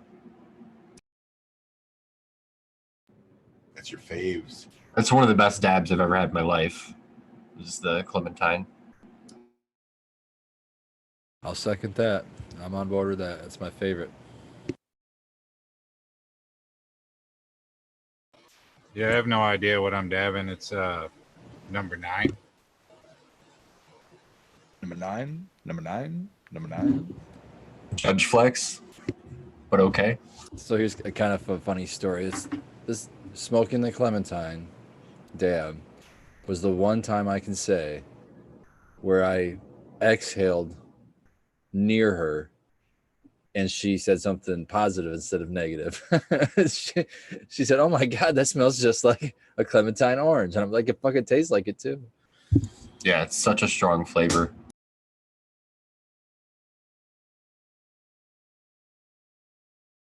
Very nice. Very nice. I like how you taste it afterwards, but like you taste it in your nose too. You know what I mean? Like those like full flavors. I don't know how else to describe it. That sounded dumb though. Well, so with all of this Turk talk and this high ass shit, we're talking about all these strains that we're digging. We do have a little bit of an announcement for an upcoming endeavor that will be done by us and by a whole bunch of sponsors. And we really hope that you guys are looking forward to 2020 just like we are. Yeah, we're going to launch a grow off. We're going to have an unannounced strain. I'm not sure if we're going to announce what it is yet or not. It's really good genetics.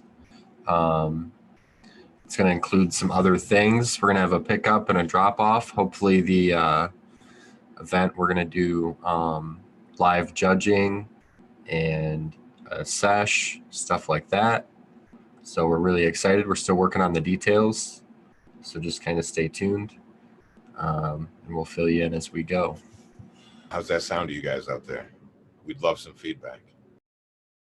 Yeah, we got a nice list of Michigan-based sponsors here. We got some really good prizes lined up for you guys. It's gonna be a great grow off. I mean, I got a little list here. Should we Hit tease it. them? Let them know what's coming?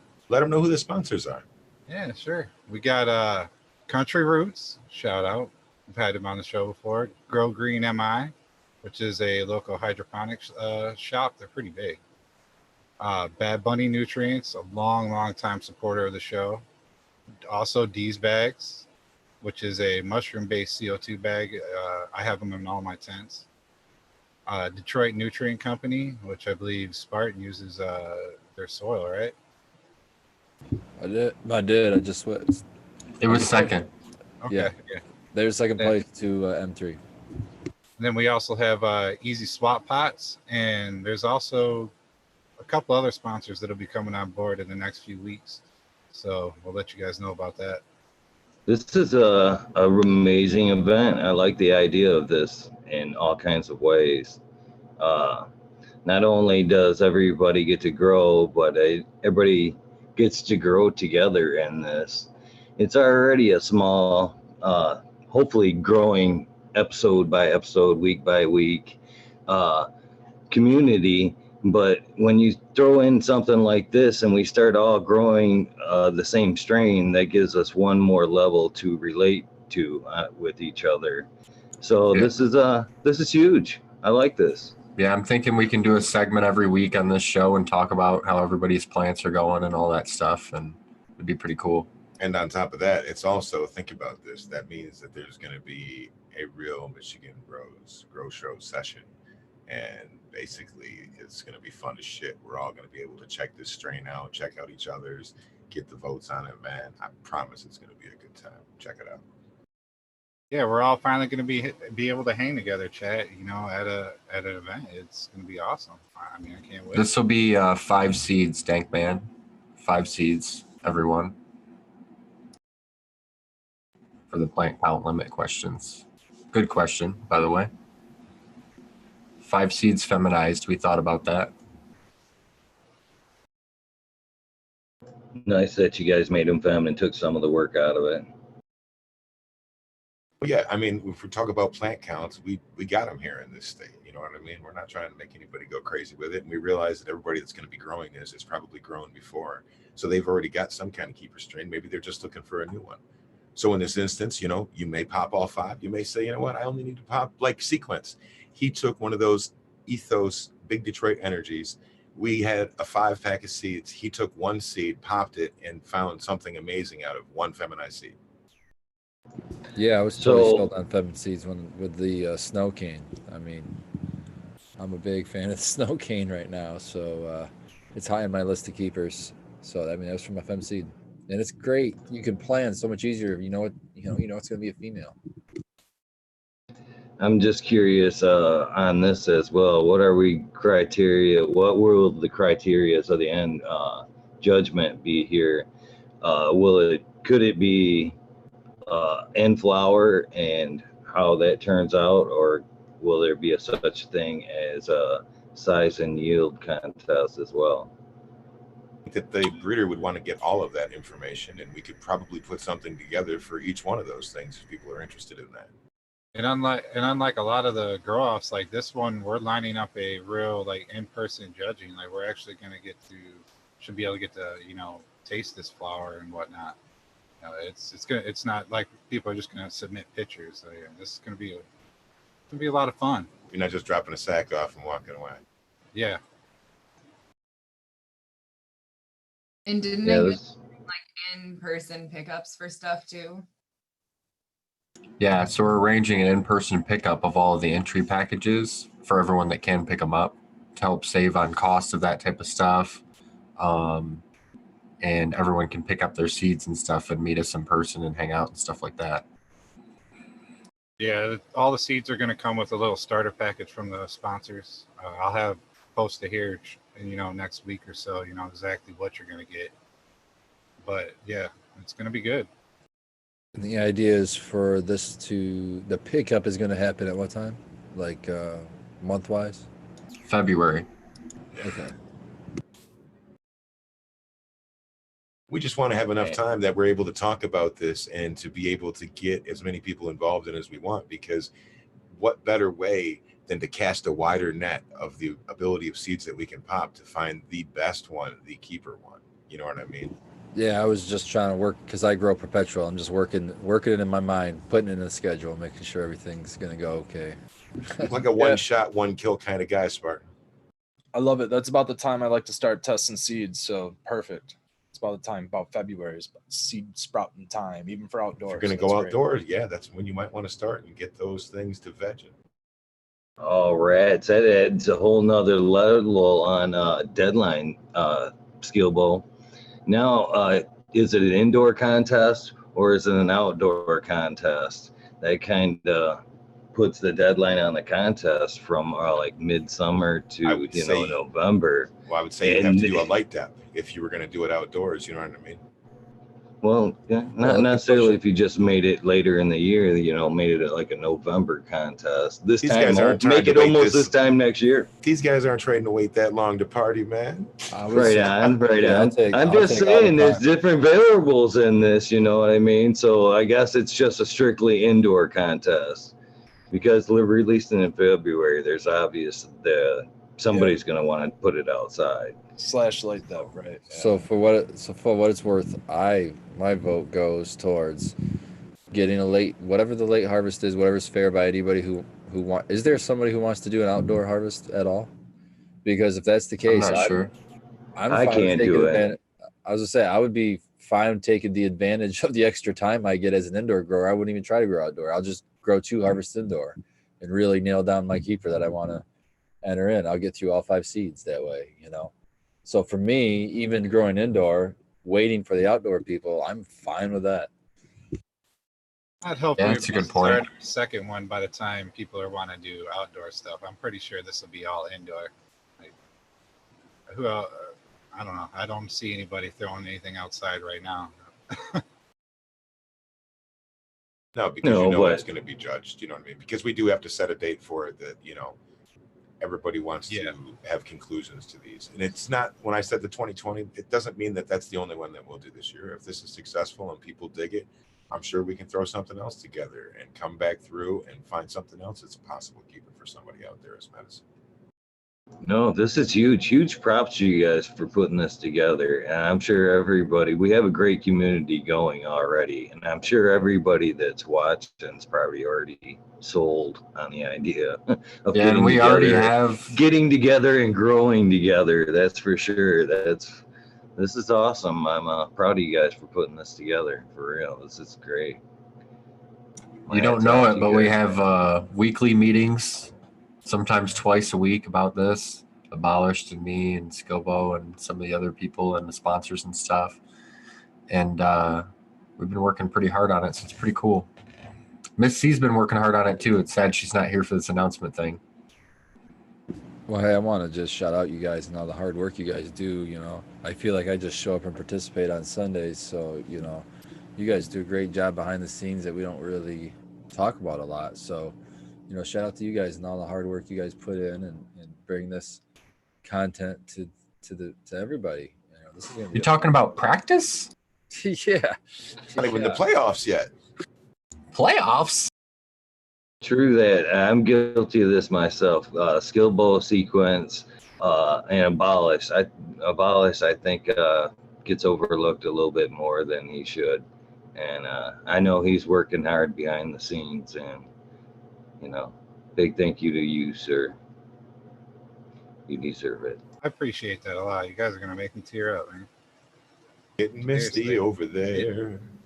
It is a passion. I mean, I love doing this. I mean, I hope to keep improving the content and showing people that we can have some serious cannabis content, not just straight up Google Hangout.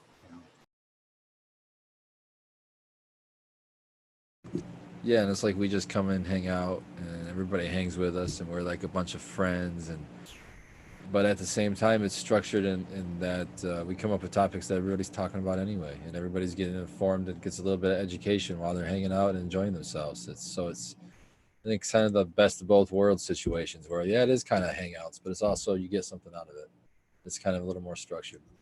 I mean, this show literally is us sitting around a table. Like, if you look at the screen as an overhead right now, this is exactly what it's like when we have a session. We're all just sitting around and everybody's smoking and having good laughs. Oh, time's up. Ding, ding, ding. I'm dabbing right now. What do you want from me? More, sir, more. Another fact I'm guilty of too is this is what I enjoy right here: the face-to-face, the vocal chats, the back and forth instantly. I can see your guys' gorgeous faces instantly. Chats can be long, drawn out, and I don't know. For me, this is where it's at. And again, a huge thank you to you guys for putting this together, because you guys do a lot to, let me sit here and absorb all this fun once a week. So you guys do deserve a much huge and Merry Christmas. Thank you for all you guys do. Now, I want to give a huge shout out to Eagle's internet provider this week for this episode, brought to you by Clarity. I missed you guys for sure. Love making you laugh, bro. It's always a good time. Eagle, you're worth the wait, bro. You're worth the wait.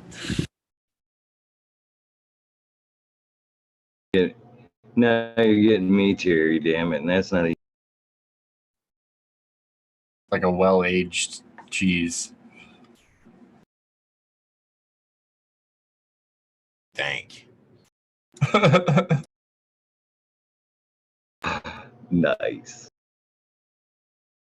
I was gonna say a well-aged milk, but I didn't know how you would take it. It was way funnier though. Cottage Yeah, cheese. good Keep stuff it from for me. sure.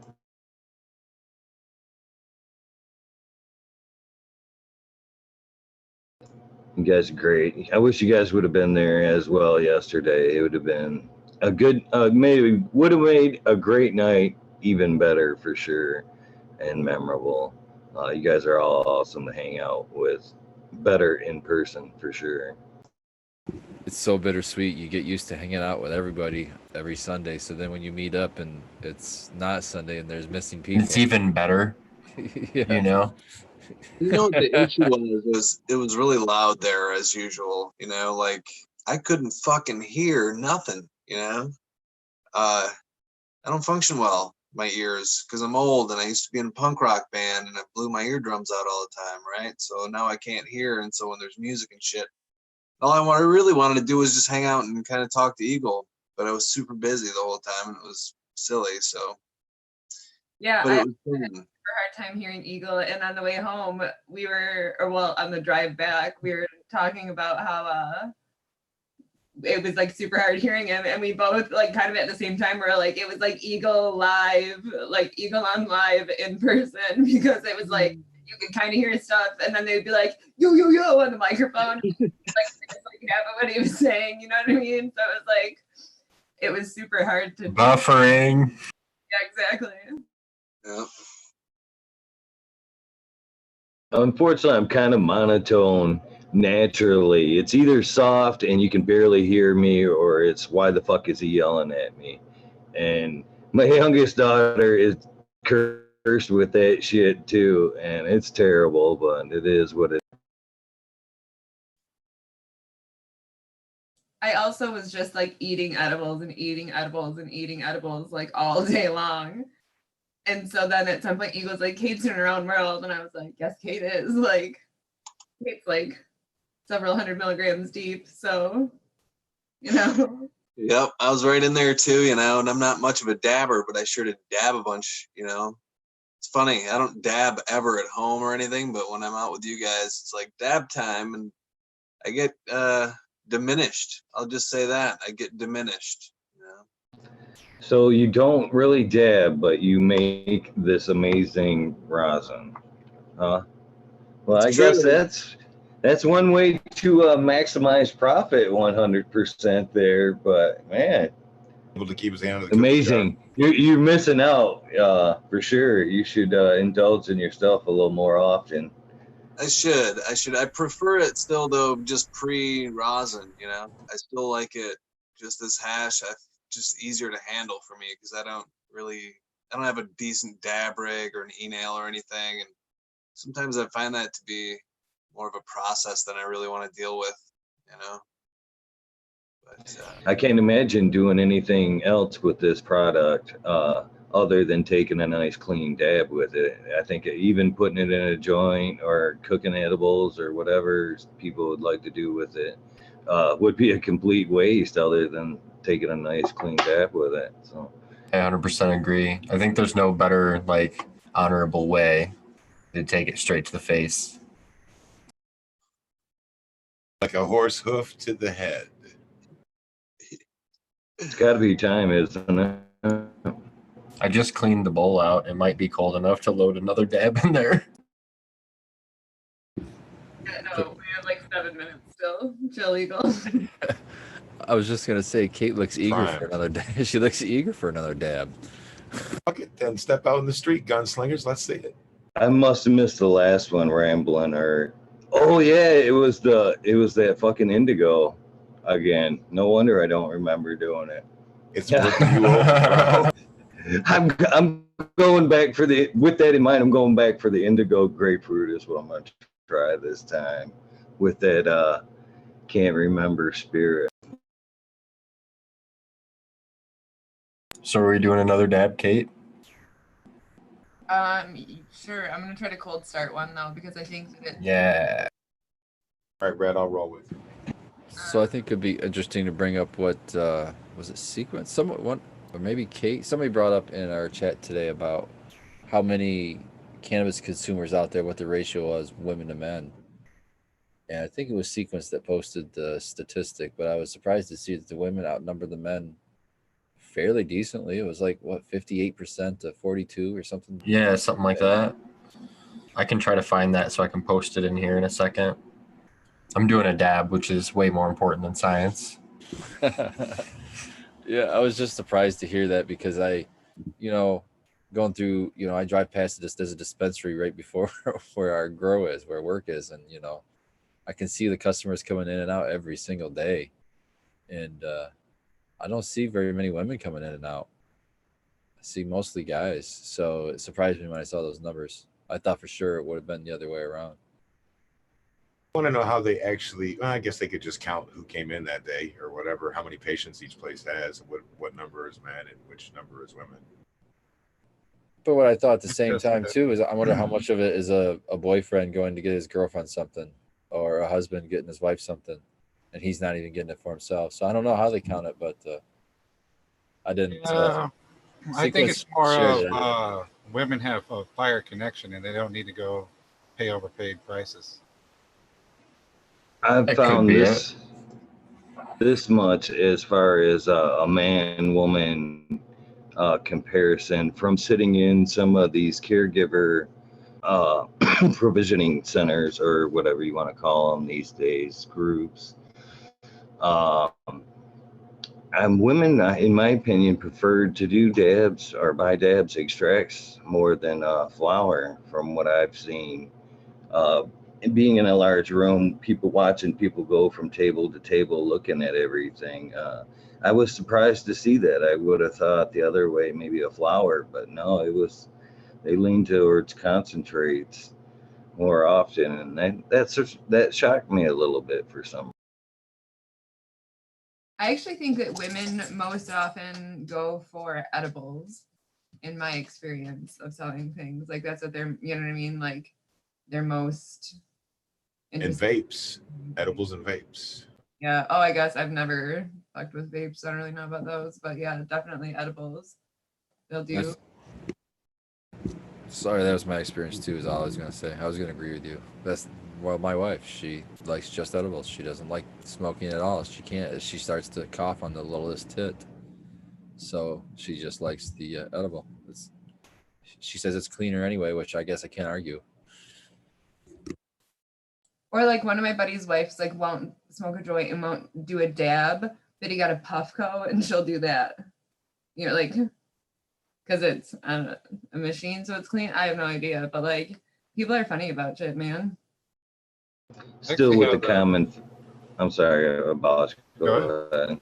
No, you go ahead. You got connection tonight. You got priority. I was just going to point out, still with the common factor of from a concentrate point of view, you know, either the dab or an edibles made from some kind of extract concentrate, but still not flower. That's what I'm picking up from what I'm watching here. Well, and I do agree with that. And I think a lot of it has to do with like knowing how to roll stuff. You know what I mean? Like I think that lots of people in general, but especially lots of females don't necessarily know how to roll things. Like I do, my boyfriend in college taught me how to roll a joint using a dollar bill. You know what I mean? And then I preferred blunts, so I watched people do it and figured out how to do it based on that. But like if you've never been taught how to do any part of it, like might not know, but lots, you know what I mean? Like lots of people don't know how to roll, and I think lots of females maybe don't.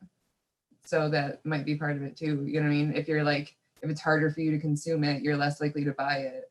And if you don't like bowls or I think that females will buy smaller quantities of flour because they'll use it in like bowls or bongs rather than like I roll myself 4-gram blunts all the time. You know what I mean? Like I go through a lot of flour, but like when I take bong hits, it's like a gram at a time. You know what I mean? So it's, I think those kind of differences.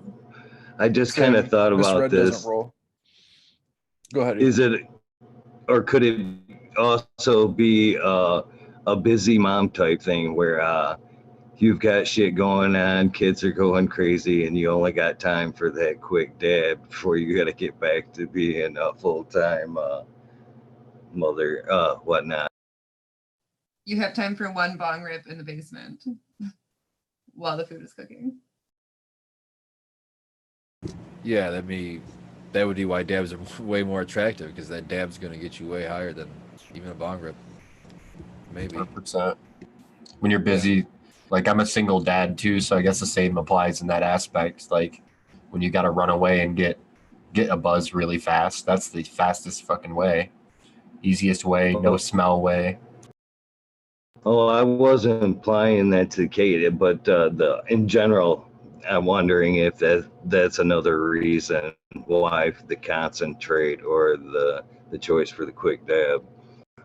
No, that actually is a huge part of it for me. And sometimes it's like conservation of flour. You mean, because like, I don't know, I make hash, so I always have more of that obviously than I have of flour, but like I prefer flour. Like I like smoking things, you know what I mean? So for me sometimes it's like a bang for your buck type of thing. You know what I mean? Like you can do like a little dab hit and it is quicker if you're like trying to do other stuff, you know what I mean? You don't have to like take the time to roll stuff. I don't like little pinner joints, you know what I mean? Which is why I roll those big fat blunts. I always roll them and I'm like, oh, I'm gonna smoke half and then smoke half tomorrow. And then you fast forward 40 minutes and I'm like, burning my fingers with the roach, you know, like, so a lot of it is when I'm like, I'm just dabbing for right now. It's like a money thing. Epically washed backwards. Okay, those fucking, those just hit different. Yeah, the little raccoon washing the food before they eat. Still the only blunts I like. Best tobacco I smoked in 2 years, 3 years, almost 3 years. Right? Say most of my patient base has always been female, and yeah, you're right. They like edibles, they like concentrates, but I'd also say that they like flour too, but they're very picky. I like my female patients only want the OG because it's very, very good for menstrual pains and whatnot. Some people can't live without it, including Miss C. But if I try to give them any other kind of flour, they're kind of like, when's the OG going to be ready? But other than that, they'll take any kind of edible. They love that kind of stuff.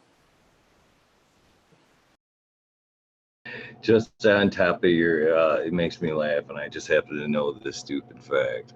On top of your menstrual use there is actually a strain, if you look it up, if you look it up in the medical strains, it's the only one that is listed for menstrual, Snow White, is a strain. Yeah, so if you look it up for its medical use, that's it. That's all it says is PMS. So I just know how to throw that stupid fact out there that if you look it up, there is a strain just geared towards that fact.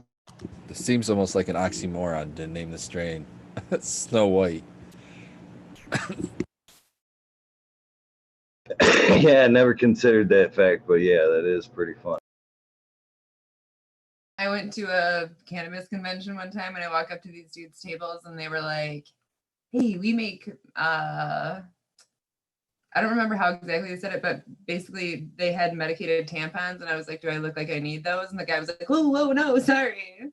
But I was like, oh man, I'm just fucking with you. But really, like, it was super weird to have two dudes be like medicated tampons at me in the middle of this like convention hall. Also, And then your gynecologist at the convention.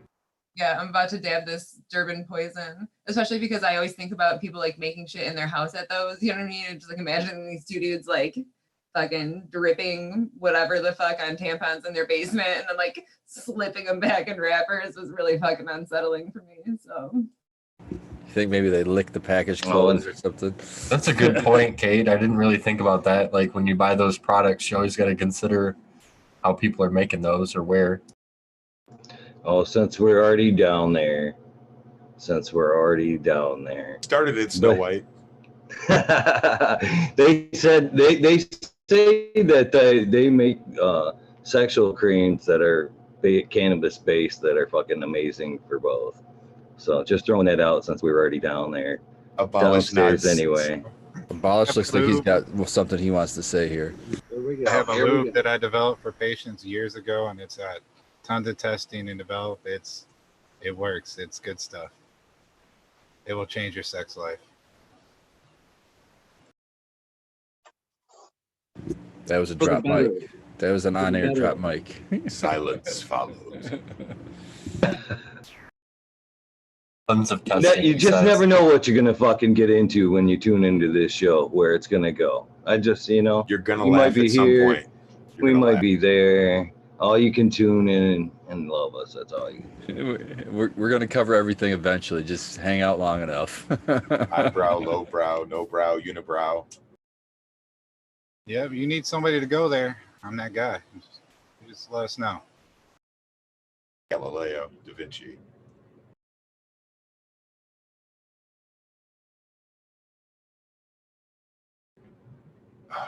Everybody needs to really fucking take time this year to just slow down for a minute during this holiday run up, man, and look at what's good in your life. Look at how far you came this year. Like us as a show, we basically started off in May, and the year is getting ready to end. In the beginning, it was me and Sequence sitting here talking back and forth, and then it was me and Sequence and Abolish were sitting here talking, and then it was, oh wow, we get to talk to Eagle, and then we talk to Spartan. So our network has just grown exponentially. It's because we've put good out this year. And I'm not talking about content because let's be honest, it's not good. It's crappy. But we put good out and we see good back. All of you people in the chat, we love you guys. I think it was Old Man earlier had said that it was you guys that help us create new content and push us forward. Or maybe it was Red. It doesn't matter. I'm stoned. You're stoned. We're stoned together. Just take time at the end of the year, man, to be like, you know what? This is good. And this is what I'm going to do next year to make it even better. Yeah, I'm really appreciative of all the people on the panel. Like I felt like a Christmas thing, I wanted to get everyone on the panel a gift. So I bought something today. I don't want to give away what it was, but it's something that you'll use probably forever. So it's pretty cool. Not tampons. No, it's reusable, so not tampons. 17th century tampons. But I'm really excited and just really appreciate everybody dedicating some time of their lives all the time to the show, especially on a Sunday, when you could be hanging out with your families and stuff before your kids go to school and all that shit. So it's a really good time. Sunday nights are cannabis nights, man. I mean, the other 6 are too, but it's the time we get to hang out and do this shit and see extended people. So it's always cool. It's always a good time. So is this officially the Christmas episode, or should we try to sneak in a Christmas Eve Misfit episode for maybe a quick half hour, Sash? I mean, we smoke most nights on Zoom, so maybe. Who knows? Down for a late night sesh Suppose, Christmas Eve. We've done chat roulette before. No, I'm talking not just between us, but maybe something like this, where we can go live and, smoke it with our Groskis and let them in on it as well. Yeah, we could try to do that. I did that once before. I don't know if I'll be able to make that because I gotta drive all the way up north that day and come back down because I gotta work the next day.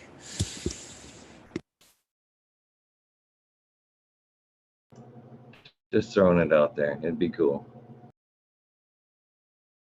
A couple things I wanted to mention because I don't know if everybody gets the information I do sometimes, but the Michigan, the MRA, they had another recall that they put out for mostly vape cartridges, and there's a lot of them with like serial names, like either blatantly using the serial's real name or just change it a little bit.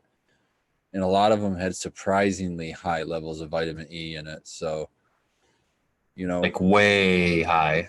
yeah, like super high. If you want to see the results, they got it on the MRE website on that last bulletin they shot out. So if you're still using vape cartridges, try to get ones that you can get test results of. Make sure it was tested for vitamin E. That was the kind of thing that was kind of where they banned them for a while. Then they required everything that hasn't gone out yet to be tested for that vitamin E.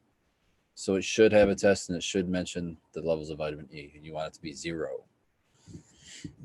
Oh, and then the other thing was reading another news story. It reminded me of the fact that even though Michigan went rec legal now for us, that's still federally illegal.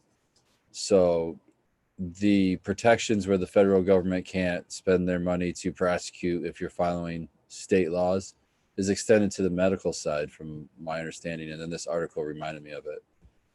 So the federal side, be kind of careful, like social media wise, things like that. I would treat any recreational use or mention of that as if it was an admission of guilt. So I just want to throw that out there to remind people, because it's easy to forget when you live in a state where it's legal, but then federally they don't really feel the same way.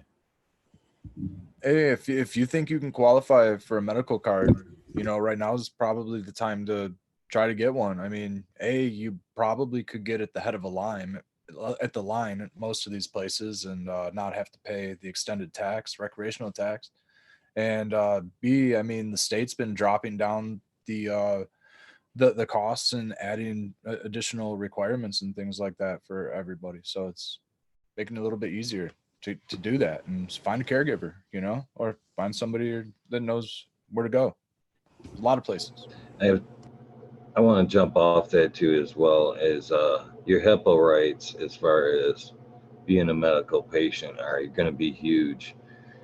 I'm not running out to be a medical patient for any unrelated medical uses, but if you do qualify, you should get your medical license, just for the simple fact, excuse me, things are changing and people are going to be smoking, and the way it's handled in the workplace is going to become very different. And if you do have your medical license, you will have a leg to stand on if it is in your system, versus if you're a recreational user and they test you and now want to say you're incapacitated on the job because it's in your system. For your medical patient, you'll definitely have the right to say, I'm a medical user and it should be in my system. So just another leg up for being the medical patient on that aspect. Protect yourself, as Red was saying, on multiple levels.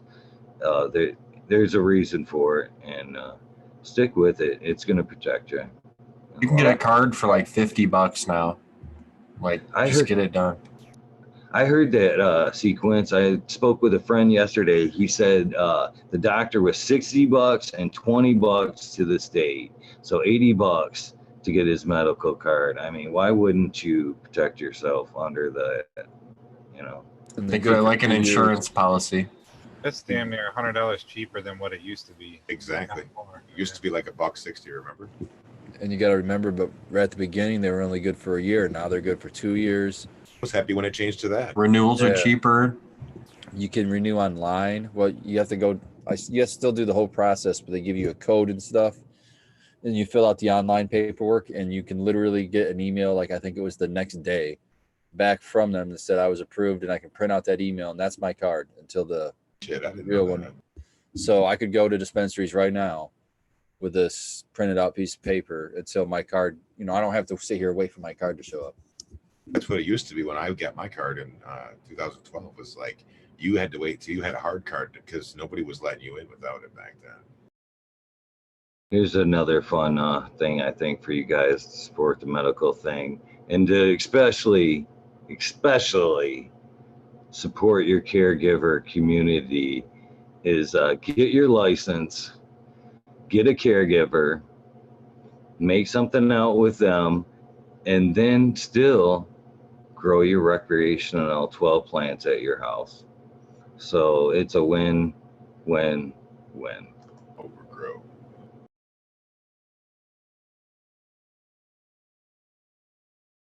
And still be able to go into your neighborhood dispensary. Most every single one's medical dispensary. Well, we can't call them dispensary, provisioning centers, and get whatever concentrates edibles you want, and you don't have to pay the extra 10% tax. And your caregiver most of the time will teach you. You'll have a hands-on person to show you how to do stuff, which is super valuable. It's one thing learning from us over the screen. It's another to have somebody there in person showing you stuff. It's another thing still to be able to get an already proven workhorse cut from a caregiver that you know and have befriended for your own 12 at home. Another amazing point there to get a caregiver and grow right there is to be able to have that access to that knowledge while you grow. And yeah, good point.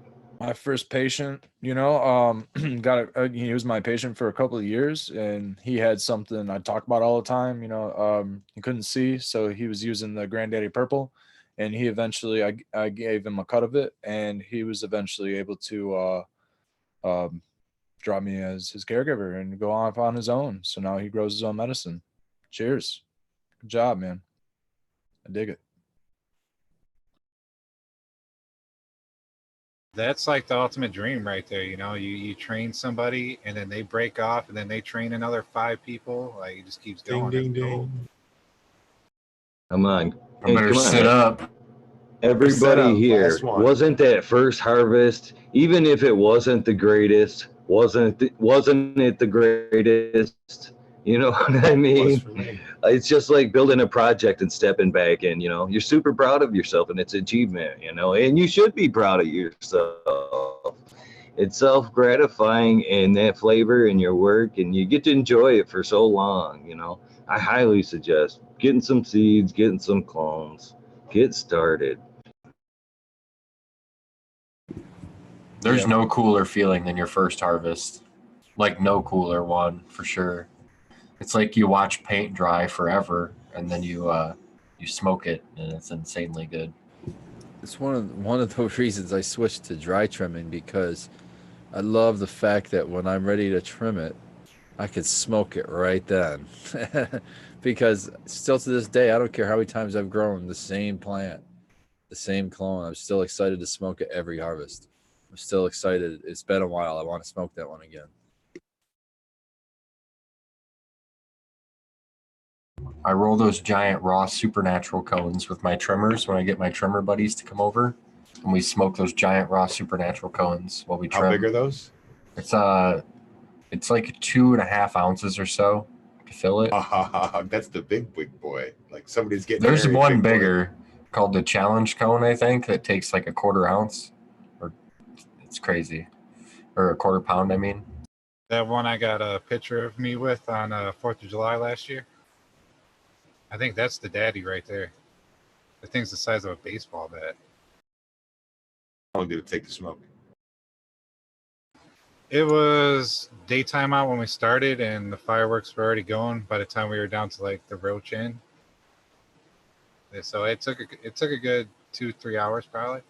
You need like a big water bottle there in case it starts to canoe. You're like, don't let this motherfucker canoe, bro. That's an ounce you're And wasting. You got to think about it too. You got to babysit that thing for all that time too, because people are getting high and they're not keeping it tilted upward. You got to keep it held up thing. like the Olympic flame, Yeah. man. You just got to keep it. It'll just burn that way.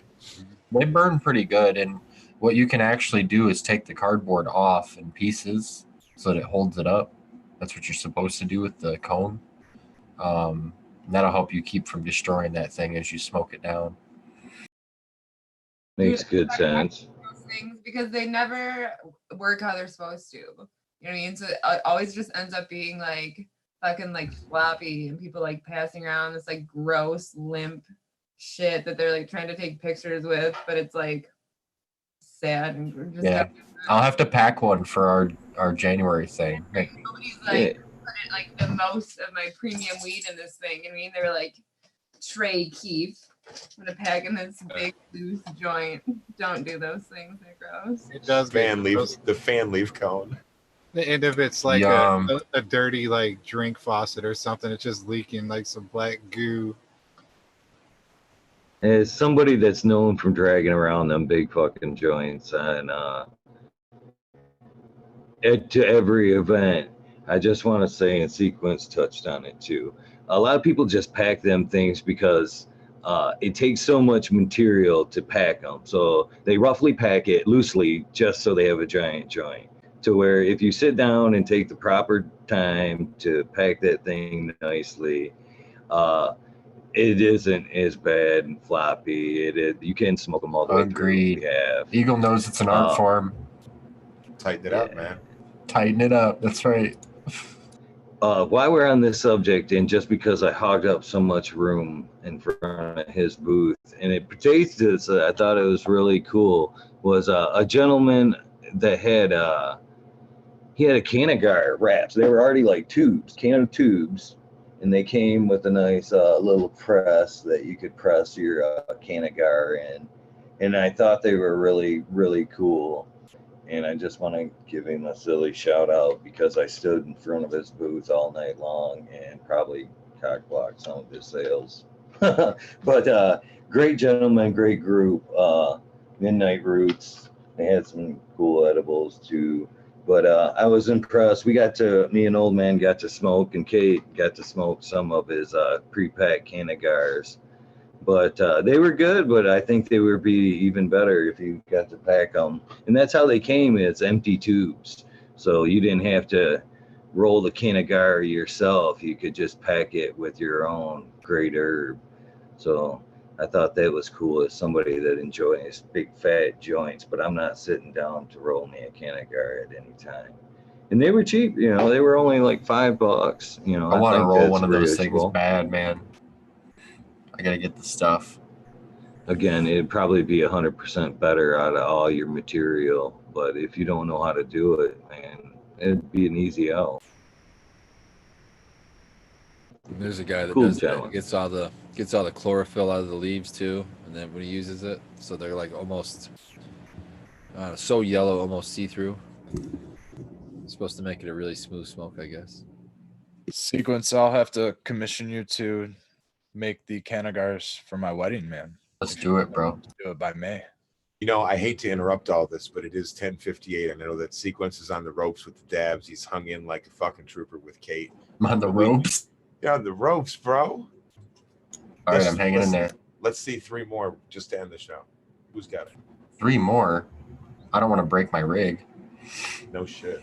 Hey, the banger has made it this whole show, hasn't it? Yeah. I get a new banger about every week, so this one's hanging in there. I just bought it today. All right, let's do our final shout outs then. Kate, you're first. You're on the top. Shout out to Old Man for coming over and pressing with me all day yesterday. I had a great time. It was funny because I remember in my first interview with you guys, I was like, Old Man and I are both social workers. because that was the thing that we talked about at the summer burnout. And I was like, I feel like that we could like hang out and make cash together and get along. And then I thought about that yesterday when we were like swapping super fucked up stories about what our former lives were like. So I had a great time, and I appreciate you yesterday and Eagle for coming and hanging out with us. And of course, all of you guys and all the people in the chat. This is super cool for Girly again for getting me super high tonight, and for introducing me to Indigo Daydream, which Skillbo I looked up, and it's a blue dream cross. So you would love it. I'll bring it to the January meetup. I'll squirrel some away for you. You're muted, Skilbo. A little poquito, a little teeny bit. Yeah, he does not need a big dab. Like a grain of rice. Yeah, man, these lungs are just trashed. So It was like last night I gave this dude a cookie and I was like, it's 75 milligrams. And he's like, is that a lot? And I was like, you're gonna want to be careful, like if you don't know. And he goes, okay. And it was like 3 bites down. And I was like, well, good luck, bud. You know? Yeah, if you gotta ask, then it's probably a lot. you missed that. It was a new coma guy in the making right there. All right, old man, you're up. Oh, what a great weekend. Pressed a ton of rosin, had a lot of fun working through this outdoor. You know, it's amazing how much one person, you know, in a 12 plant count state can grow in the summer. You know, it's crazy. So I'm still working through it. It is fun. And thank you, Kate, for getting me out of the house and doing all that stuff. It was a ton of fun, and Eagle for coming and hanging out, and you know, Abolished and Skillbo and Sequence for keeping us all together, man, and being our backbone here. It's nice. I'm excited about the grow off. I'm excited about, you know, our January meet, and you know, kind of looking at, you know, Skillbo talked about looking over our last year, you know, and I did that for a second when he mentioned it. And I was like, shit, man, you know, this last year has been pretty fucking sweet in a lot of ways. And I do really attribute it a lot to being a part of this group, you know, and all that stuff. So thank you, everybody in chat, all that stuff. Good night. Thanks, man. Red, you're up. Oh man, I just got to give a huge shout out to everybody, man, chat, all you guys on the show. Big shout out to my mentor, my best man. It's his birthday, so you know, big shout out there. And you know, Merry Christmas to everybody. And I gotta, you know, say, if you don't celebrate Christmas, happy holidays to you. And if you don't celebrate a holiday, happy solstice to you, because you can't avoid that. And just be happy, everybody. Rock and roll. Love you guys. I love you, Red. Spartan, you're up. Yeah, I just want to kind of echo everything everybody said before me. You know, happy holidays to everybody out there. And, you know, I love hanging out with everybody here. You know, the holiday season, I think just the best advice I can give you is just be good human beings. You know what I mean? Just be good human beings. It's not that hard. And you can, happiness is infectious. You know, spread that instead of spreading hate. So that's my message for the holidays edition. Holidays. Thanks, Spartan. Abolish. Abolish Farms. If it's a platform, you can probably find me on it. I'd like to shout out my gromies or here on the chat, or I'm all tongue tied. I did too many dabs tonight. My homies here on the panel, the Groskies in chat. And I also got to shout out my sponsors, of course, Easy Swap Pods, Bad Bunny Nutrients, and Mantis Genetics. And if you guys missed it, I got a giveaway going on. This is my first giveaway. So if you haven't entered it, go over to my Instagram and put in. I'm going to announce the winner here in like 2 days. Other than that, be a broski, not a hosky.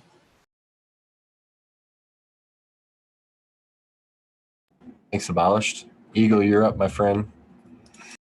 I don't mean to sound like a broken record here, but much thanks and respect to all you guys, and for letting me hang out every week, talk my shit, give a little bit of knowledge, and much respect and thank you to the people that tune in and chat. You know, without both sides here, I couldn't even be on this little box.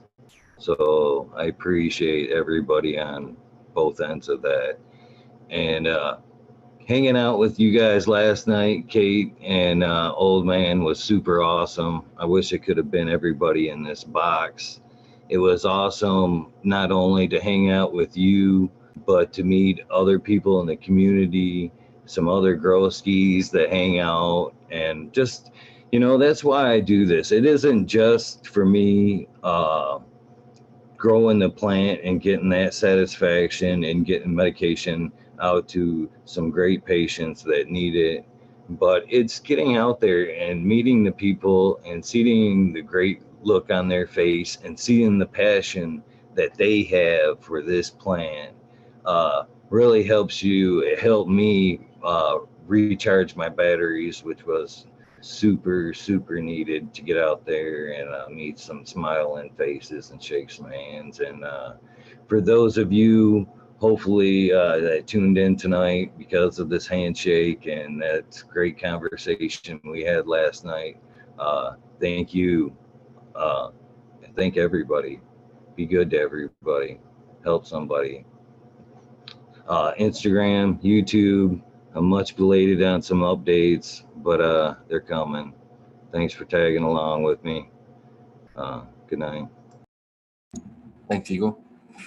Skilbo, what's up, man? I know you've got something insightful in the bag.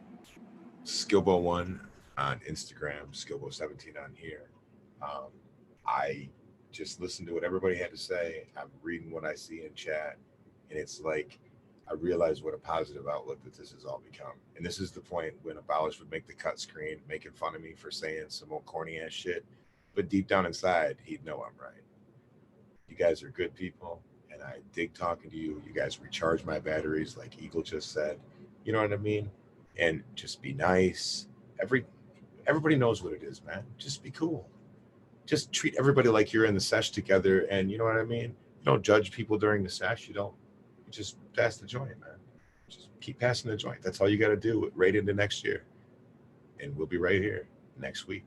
Same fucking time, same fucking channel. Damn straight. Thanks, man. I really appreciate it. I really wish all of you guys were my neighbors so I could give you all a hug every night before we went to sleep. But this is good enough, I guess.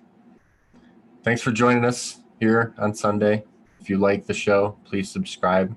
Tell your friends about our show and that we're funny and stuff. And maybe we'll get some more people in here. Have a good night, guys. Merry Christmas.